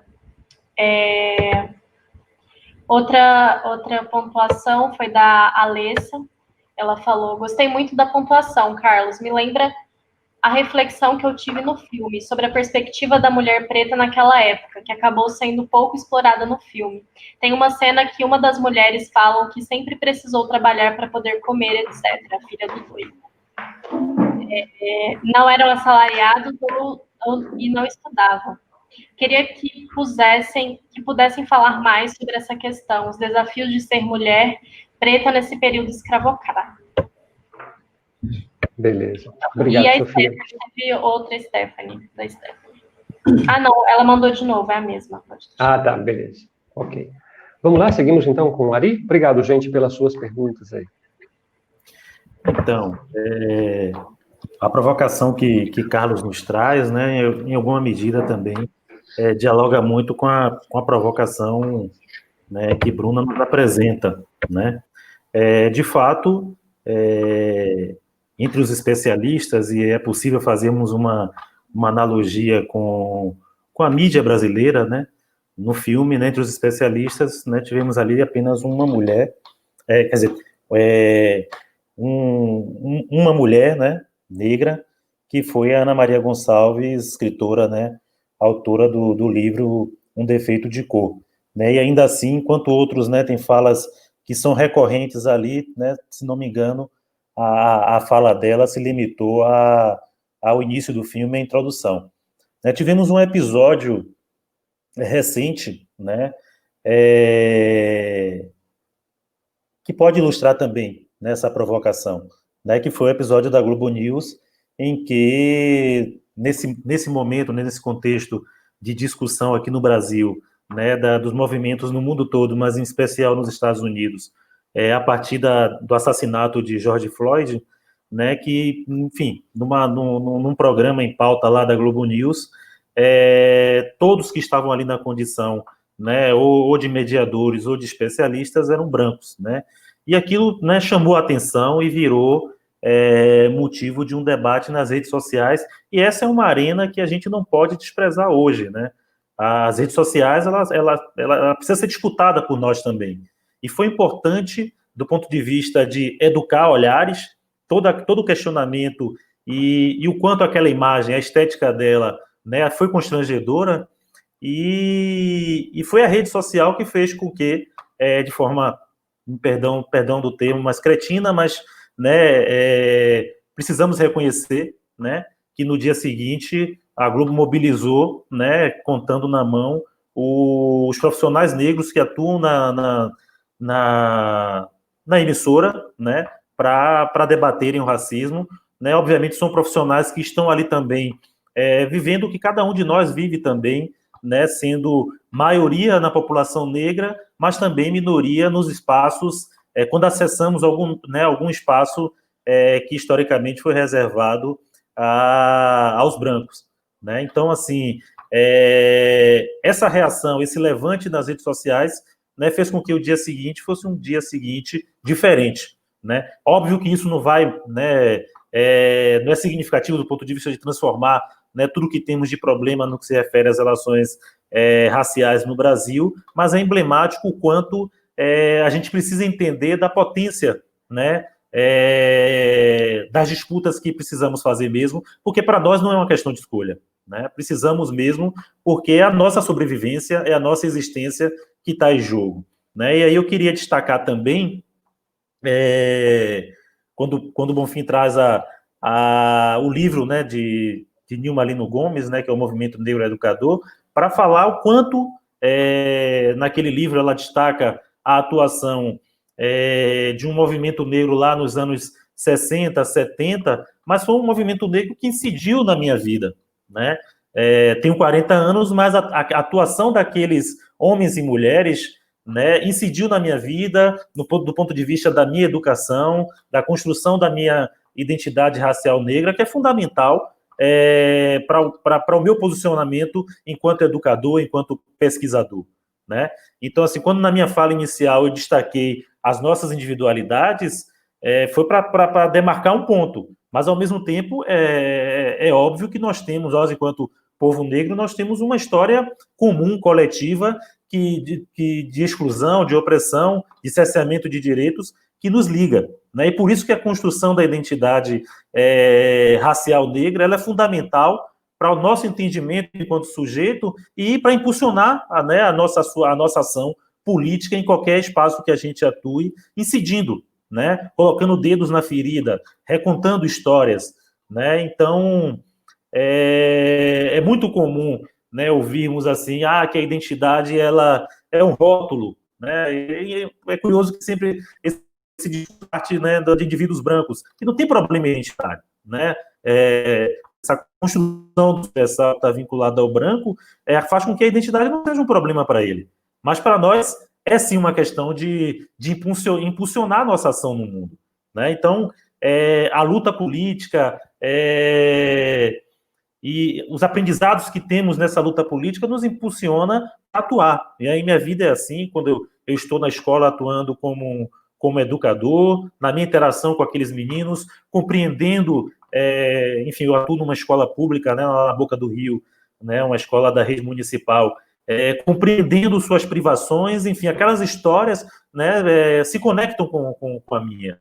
Né? Então, ser um indivíduo, né, consciente da minha condição no mundo é fundamental para interagir com eles, né? Para não reforçar o punitivismo que o Estado já faz com cada um desses indivíduos, né? Ter uma fala de acolhimento, mas uma fala também que pode ser uma fala e deve ser uma fala educadora. Né? Hoje, na minha pesquisa também, a centralidade que esse entendimento enquanto sujeito é fundamental. Né? Então, se pensarmos as fases do movimento negro, né, lá atrás, nesse movimento, né, destacado no livro de Nilma Lino, né, as feições desse movimento lá atrás, ele, né, era um movimento necessário para aquele tempo, para aquela conjuntura. Né? Hoje estamos num outro momento e que requer também outras incidências, outros modos de lutar, e é preciso mesmo, né, e aí eu quero resgatar uma conversa que eu tive com um amigo, né, militante do movimento negro, que é da mesma geração que eu, e que tínhamos visões distintas desse processo de transformação desse movimento, que é um movimento diverso, não dá para dizer que é um movimento único. Né? É um movimento diverso, feito de coletivos, de pessoas, de entidades mais antigas, outras com feições mais né, próprias do momento que vivemos. E aí, a nossa conversa de quem é o protagonismo hoje nesse movimento? Não tem outra. Não é nossa, de homens negros. Né? O protagonismo hoje no movimento social negro é das mulheres negras. E nós precisamos entender isso, dialogar com elas e entender que não tem disputa. Nós estamos juntos, mas que nós precisamos ouvir muito o que essas mulheres, entender o que elas estão fazendo, ler a produção intelectual dessas mulheres e entender, né, qual é o nosso lugar enquanto homens, que não é um lugar entre os nossos, não é um lugar de subalternidade, mas que, né, o protagonismo dessas mulheres para homens, né, que estão os homens negros que estão na luta social, é um entendimento que é fundamental, porque se a gente entrar nessa de disputa de espaço, a gente não cresce de forma comunitária, coletiva. Então, assim, enfim, são provocações, questões, mas são divagações que, de alguma forma, convergem com tudo que estamos conversando sobre as relações raciais no Brasil. Né? Maravilha, Ari. Muitíssimo obrigado. Eu não sei se vocês têm mais alguma questão aí, o pessoal que está acompanhando a gente está caminhando já para o final, eu vou passar já sem me demorar para a Marise, para a gente garantir pelo menos uma frasezinha assim, final de cada um de vocês, para a gente se despedir, tá? Então a gente ouve agora a Marise, por favor, Marise, muito obrigado. Obrigado, Ari. Obrigada também. Pegando a deixa do Ari, também concordo, Ari, com você. Eu acho que é preciso os homens pretos baixarem a guarda para poder observar. E aí, como é sempre citado, Angela Davis, que a mulher preta é a base da estrutura. E quando a mulher preta se movimenta, toda a estrutura se movimenta. E já pensando nessas mulheres, em nós todas, eu vou já relatar, eu sempre trabalho muito com a partir de mim, né? Eu, além dessas outras funções, como pesquisadora, professora, eu sou técnica de som direto, e hoje minha pesquisa atual é em som no cinema, mas minha atuação, né, profissional na área técnica do cinema é como técnica de som direto também. E eu tenho são 6 anos já atuando como técnica de som direto.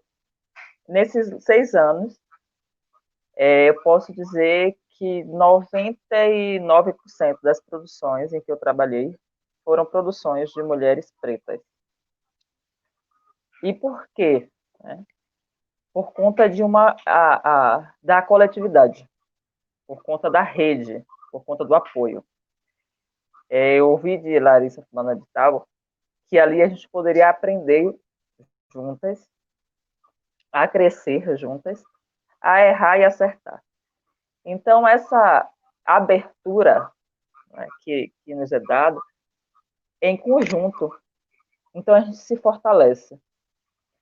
A gente olha uma para a outra e percebe uma relação de afeto, uma relação de amor. Assim, tem as suas diferenças, tem a sua personalidade, mas a gente percebe o quanto é preciso se fortalecer, né, para enfrentar coletivamente o mercado e pensar nessa produção coletiva, né? E aí não é apenas utilizar o audiovisual quanto ferramenta para o combate ao racismo, é repensar o nosso lugar, a nossa história e o que queremos contar. Então, quais histórias já foram contadas, mal contadas e que precisam ser revistas. Então, a gente trabalha em cima disso, né? Então, o tempo inteiro da coletividade. A APAN é essa associação, mas também ela é uma associação que tem as suas burocracias, mas ela é uma associação que também trabalha com afeto. Então, você se sente acolhido, né, em meio a tantas diferenças, porque não é porque sejamos pretos e pretos todos são iguais, não é, mas a gente entende a importância da compreensão, entendemos a identidade e o quanto o racismo ele é perverso com os nossos corpos. E esses debates, eles estão presentes em todos esses grupos. E Bonfim citou inicialmente o Copecine, que é um coletivo periférico de cinema, que o nome já disse, que é um coletivo da periferia. E aí eu trabalho também com a Girapomba, que é uma produtora independente, né, que trabalha com produções voltadas para a periferia. Sejam produções da área do audiovisual ou não. Mas prezando pela questão da coletividade e de atuação de pretos e pretos periféricos. Então, é isso. E aí, essa me faz lembrar da pergunta da Bruna, porque ela, o que chama atenção, me chamou logo a atenção, sim, Bruna, nos entrevistados, mas das entrevistadas, e aí eu falei assim, não, eu sei por quê. Quem é o diretor? E quem é a diretora? Aí fiquei nessa, então, assim, é muito de quem dirige o filme, a escolha. Porque quando você vai produzir um filme, não é quem dirige e quem produz, tá? É toda uma equipe. Então, quando você vai produzir um filme, você me pergunta sugestões para indicar para a entrevista. Eu vou fazer uma relação de mulheres pretas. Em seguida, de homens pretos. E aí vou dar tiro, não, tem essa aqui, tem aquela, e vou situando. Por quê? Porque são as relações que são construídas. E o que aconteceu? Então, não foi pensado. Aí você falou assim, como não cair nessa armadilha? Que eles recaem na armadilha porque não há esse pensamento de que o audiovisual, né, na verdade, aquela produção já estava falando de racismo e a gente poderia combater também colocando entrevistados pretos e pretas. Mas não foi pensado dessa forma. Porque talvez o leque, né, de trabalho não sejam nossos pretos e pretas. Bonfim falou de Tainá Yasmin, que ela sempre pergunta se vocês assistiram produções, cineastas negros e negras. Em inúmeros locais que estamos, as pessoas fazem essa pergunta. E aí eu fico muito surpresa quando as pessoas têm dificuldade de levantar as mãos. Nós temos uma mostra de cinema negro, EGBEC, com 5 anos esse ano, comemorando, em Sergipe, que é organizada por Luciana Oliveira, uma mulher preta, de nome de muito respeito, né, concluiu seu mestrado em 2018, também sobre autorrepresentação no cinema, produzido por mulheres negras. Vale muito citar. Vale a pena citar tanto o trabalho da Lu, quanto na academia, quanto fora, porque é uma mulher de referência. Ela tem um filme chamado O Corpo é Meu. Então, assim, é uma mulher de debate, é uma mulher com essa envergadura também para discutir o cinema preto. E tantas outras. Então, eu acho que é a questão do leque de contatos mesmo. Vamos pensar assim. Aí perguntaram também sobre essa questão, que teve a fala da filha dos dois, né, que ela disse que ela teve que trabalhar desde cedo porque o pai não era assalariado. E a pergunta era a questão dessa relação da mulher preta nesse processo, né? Nesse caso específico do filme, ela se coloca enquanto, olha, precisei trabalhar cedo. O rapaz, ele já não fala isso, o filho. Então, a gente percebe uma relação dela, tal, o tempo todo dizendo, não, eu tive que trabalhar cedo porque eu não entendi, meu pai convivia ali, ele criou uma história, ela contou um fato, né, o ponto de vista dela, e o filho contava um outro ponto de vista, tentando compreender, talvez, o pai. Então, ficou nessa relação. Mas aí, como a gente pensa? Eu sempre questiono quem foram as mulheres que lutaram. A gente aprende, na verdade, durante a história, que as mulheres, aí diz assim, não, as mulheres saíram para lutar pra rua, foram para as ruas, rasgaram os sutiãs e lutaram.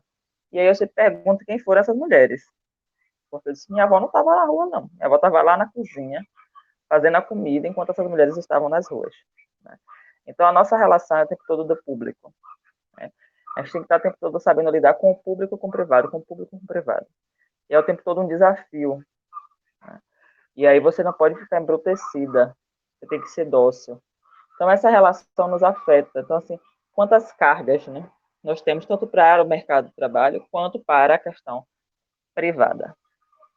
E aí, outra pergunta é como fazer as pessoas falarem. Eu também me pergunto isso, porque são inúmeras histórias e pessoas que conhecemos que não conhecemos as suas histórias. Mas assim como o seu Agerino, ou como o seu Aloysio que não queria contar, como a esposa de seu Agerino que disse assim, não precisa contar. Tantas histórias elas são levadas para o túmulo porque tem-se o medo, né, de reviver dores. E como é reviver essas dores? Então, as dores machucam. De fato, vale a pena reviver essas dores. E até que ponto? Porque ser uma história contada de forma banal apenas para reviver e depois a gente sair dali e largar as pessoas com essas dores, né, isso resolve o ego de quem, talvez? Sim, eu acho que é uma questão também do respeito, pensando em audiovisual, sabe? É uma questão do respeito com o entrevistado. É sempre muito delicado as produções, em especial os documentários. Eu sempre digo que é muito delicado, porque esse trato com o outro e com a relação humana, e que não pode ser de mero aproveitamento. Sabe? Tem que ser mesmo algo íntimo e com muito respeito. Eu acho que eu tentei responder um pouquinho de cada coisa. Acho que é isso. Obrigadíssimo, Marise. Olha, gente, a gente está já no limite aí, e daqui a pouco nossas e nossos convidados, eles têm também outros compromissos. A gente está numa avalanche de lives e de compromissos diversos, né?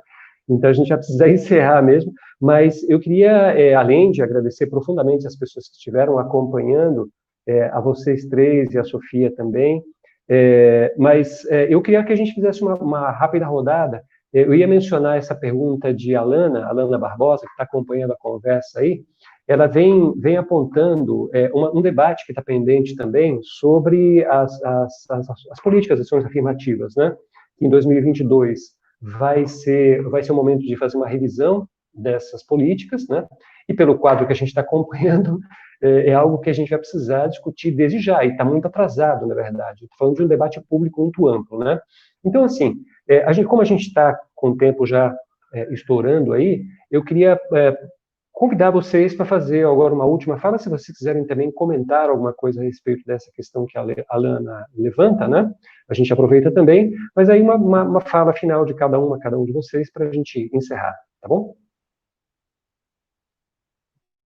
Aqui, privilegiadamente começando. Gente, eu agradeço mais uma vez o convite, né? A partir de um filme a gente viaja, vai para tantos lugares assim incríveis e conectar, né? Eu adoro novas conexões e gostei muito da gente estar aqui junto, né? Nos falando algumas vezes nos e-mails, enfim, isso é maravilhoso. E isso me formou, né? Eu sou ativista do movimento negro desde os 15 anos, isso é chave. E quando eu cheguei na UFBA, agora pegando as duas questões aí rapidinho, de contar a história das ações afirmativas, eu tive vontade de ir embora, assim, no primeiro mês, porque eu achei muito estranho esse negócio de universidade, né?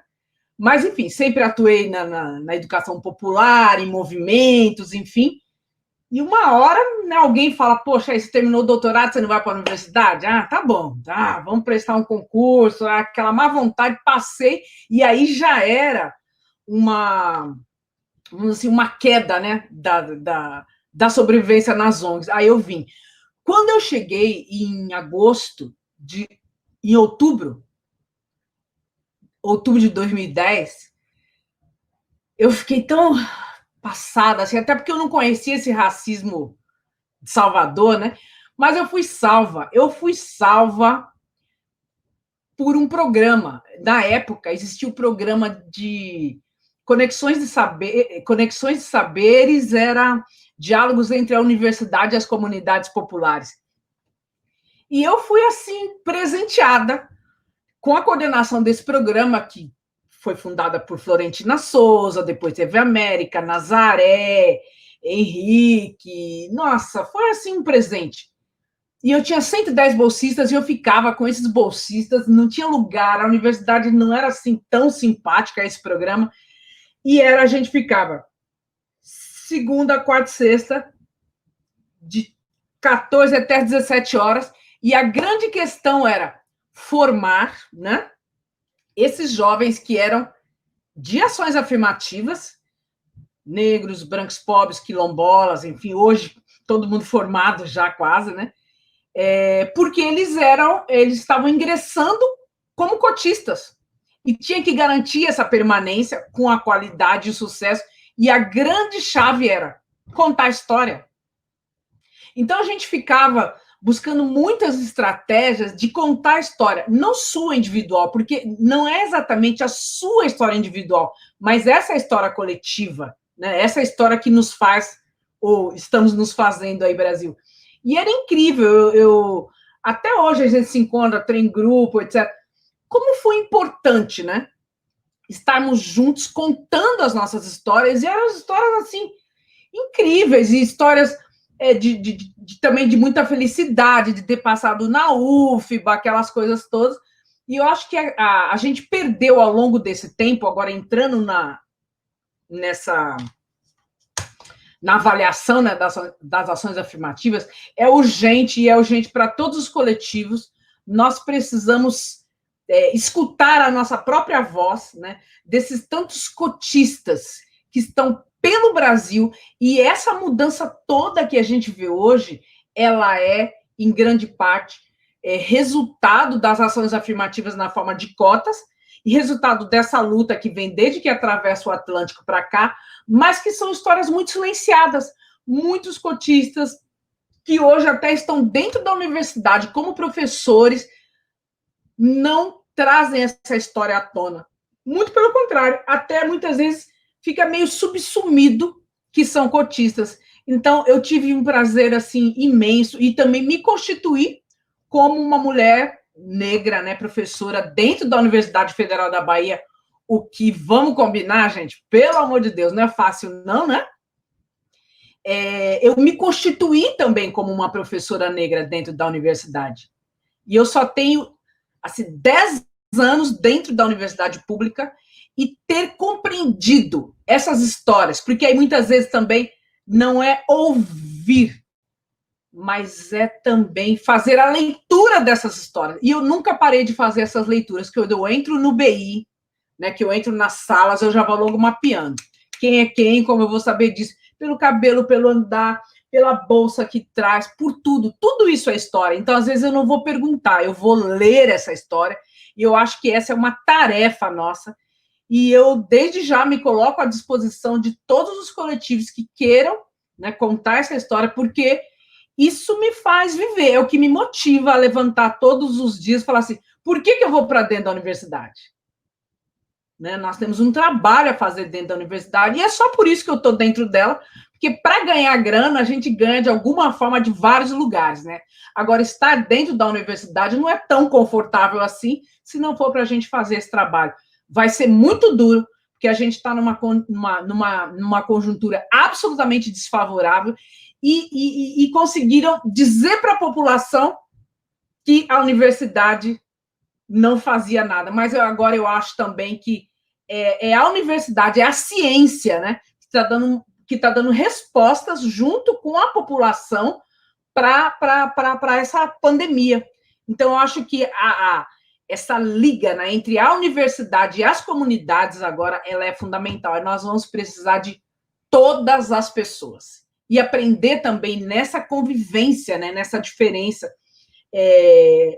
até enfrentando esse primeiro desafio, né? Como é que a gente volta remotamente, depois como a gente volta presencialmente, mas de qualquer forma, acreditando na força da periferia, da juventude, das mulheres e de todo mundo que quiser colar junto, porque a gente vai precisar. Muito, muito. Né? Acho que é isso, gente. Obrigada. Maravilha, obrigadíssimo, Ana Lu, obrigadíssimo. Lari? Então, vamos lá, girar nossa roda, né? Então, primeiro agradecer, né? Agradecer a oportunidade, agradecer esse fim de tarde de tantas trocas, né? Foi muito bom ouvir Marise, foi muito bom ouvir a professora Ana Lu, né? Muito obrigado mesmo. A pergunta de Alana ia requerer uma outra live inteira aqui de debate, né? Assim, eu acho que não dá para subestimar, né? Temos ameaças que nos rondam, né? Não à toa, o ex-ministro da Educação, na sua saída, né, ele tentou fazer uma graça, porque, enfim, ele mexeu com uma portaria que é indutora, mas, ao mesmo tempo, são recados que nos são dados, né? Então, sem me alongar muito, né, a leitura que eu faço, o que a gente precisa é de organização e luta, né? Sem isso, a gente vai perder conquistas, né? Então, não temos escolha, né? A gente tem que, cada um né, são trajetórias, né, que se convergem, mas só coletivamente a gente vai conseguir, e aí reforçando o que a gente falou inicialmente, não é uma questão só nossa, né, dos negros, é uma questão de todos. A universidade, inegavelmente, se transformou, né, com as cotas. Eu consigo visualizar isso, né? A universidade que eu vivi lá atrás, né? Primeiro a minha experiência na UNEB, a experiência na UFBA, era uma outra universidade para o que temos hoje, e precisamos mudar muito mais, né? Porque temos poucos professores do quadro docente, né? As nossas epistemes também não são centrais, e a gente precisa disputar esse espaço também. Então, assim, são muitas os desafios que temos, mas não temos escolha, é luta, organização, sendo de forma bem rápida né, e simplificada, é o que nos resta, né?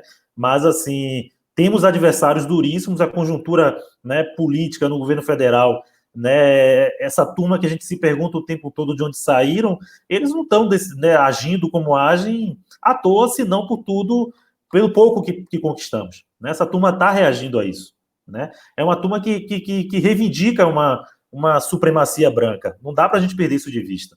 Então, eles sabem e nos entendem como inimigos, né? Paulo Guedes se referiu lá naquela reunião ministerial que foi escancarada, falando do servidor público, né, como inimigo, que ele coloca uma bomba, mas essa turma tem muitos inimigos e não resta dúvida que preenchemos o álbum de figurinhas deles, né, enquanto inimigos também, né? Então precisamos de luta e organização, com toda essa diversidade e potência, né, de coletivos, movimentos sociais mais consolidados, para fazer frente, e sem rua, né, esse momento as ruas não é uma alternativa para a gente, porque vivemos uma crise sanitária, mas lá na frente, né, imaginemos que 2022, como a Alana coloca como um ano-chave, vamos ter que fazer, né, desde já, mas sobretudo lá na frente, esse enfrentamento. É isso, obrigado, né, e um grande abraço. Obrigadíssimo, Ari. Muitíssimo obrigado de novo. Marise, vamos lá? Pronto. Assim como a Ariana, também agradeço, enfim, Sofia, o convite. Foi muito bom estar aqui com vocês, passar esse finalzinho da tarde e aprender, né? A troca é sempre bom, gratificante, tanto para o lado pessoal quanto profissional. A gente cresce muito ouvindo.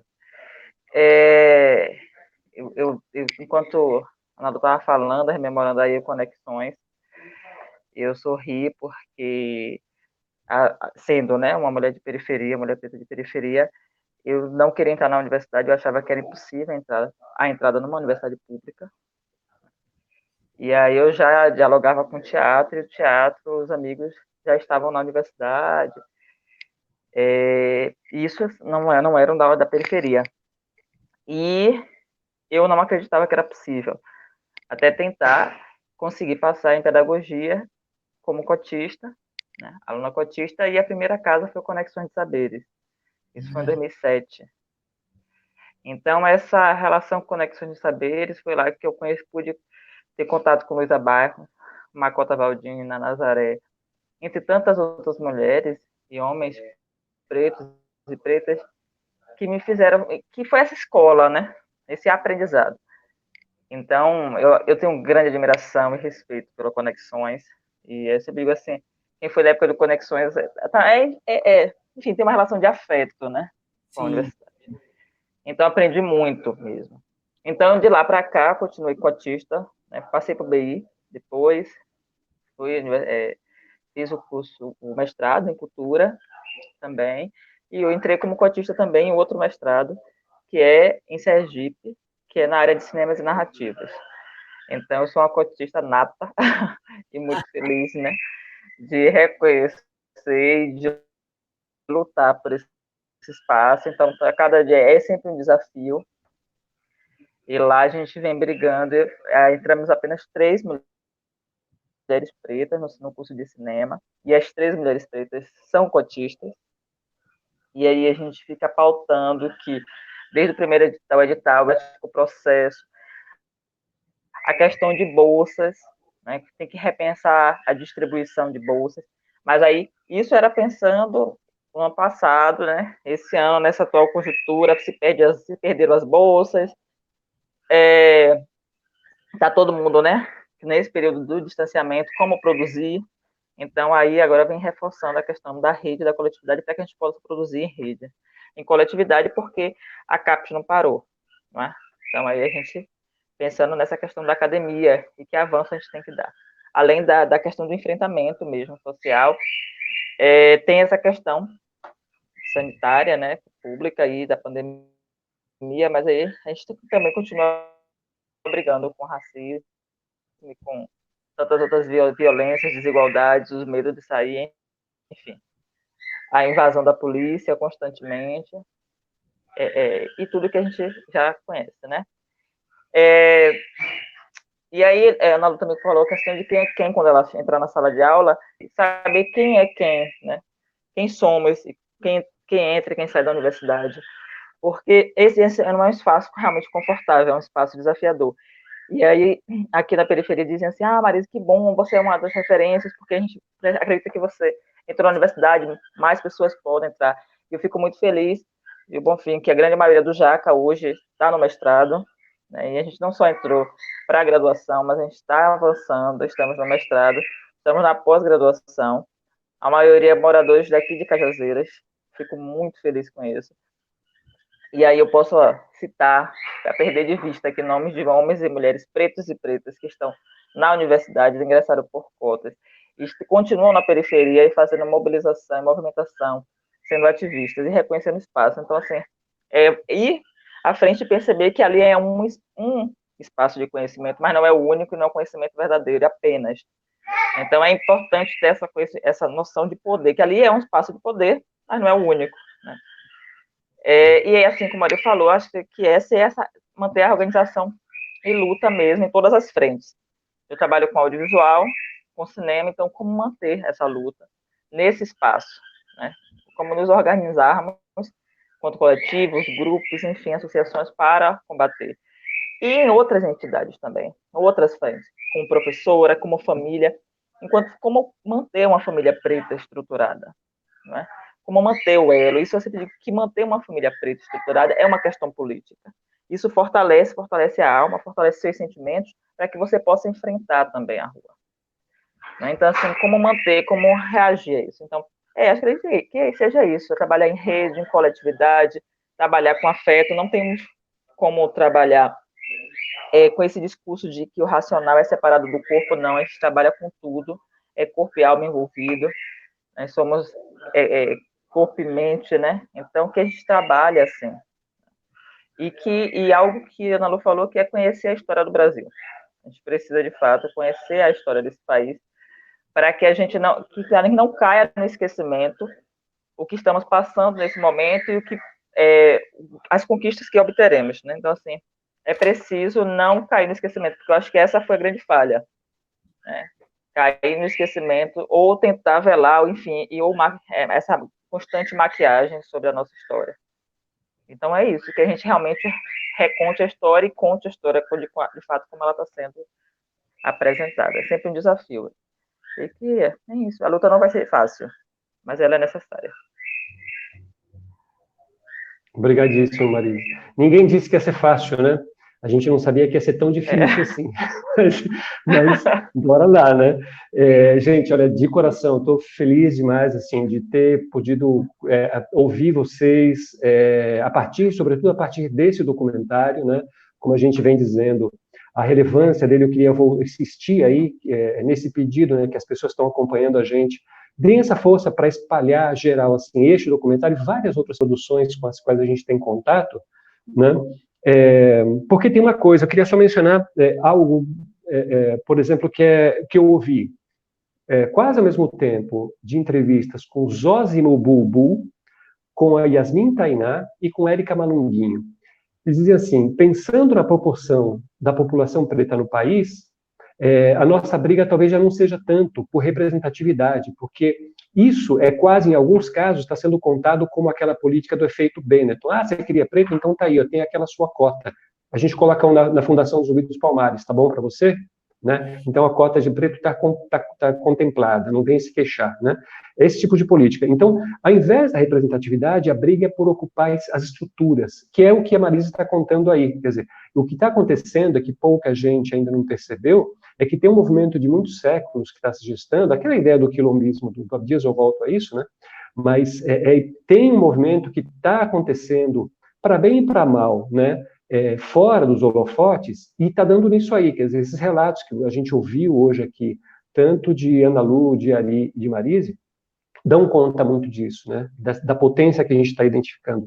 E aí eu lembro sempre da minha querida Chimamanda Adichie, né? Com relação às histórias únicas. A gente sempre fala dessa conferência dela, das histórias únicas, mas é bom lembrar também de que ela é uma excelente narradora, uma excelente novelista, e vale muito a pena também conhecer essa produção dela.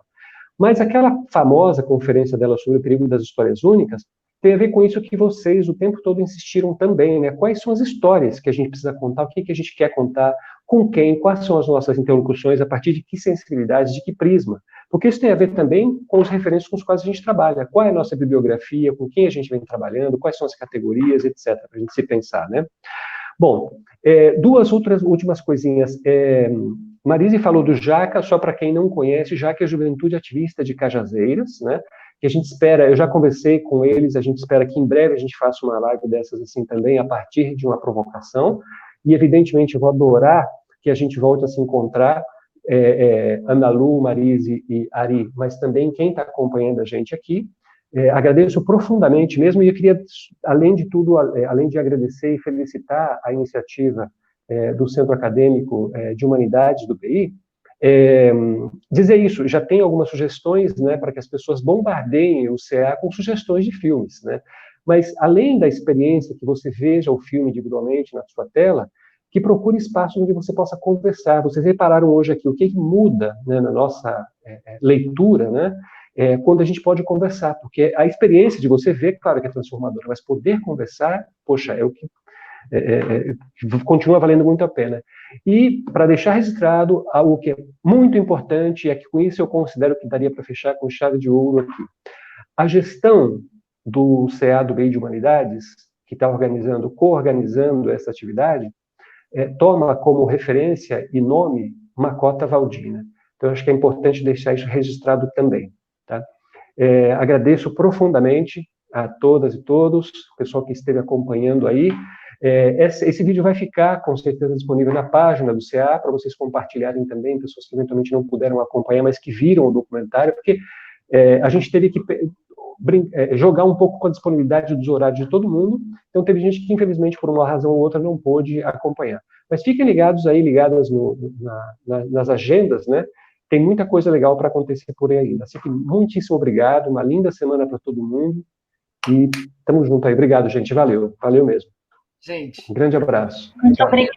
Até a próxima. Valeu, Sofia. Obrigado. Tchau, até a próxima. Valeu, gente. Tchau, Sofia.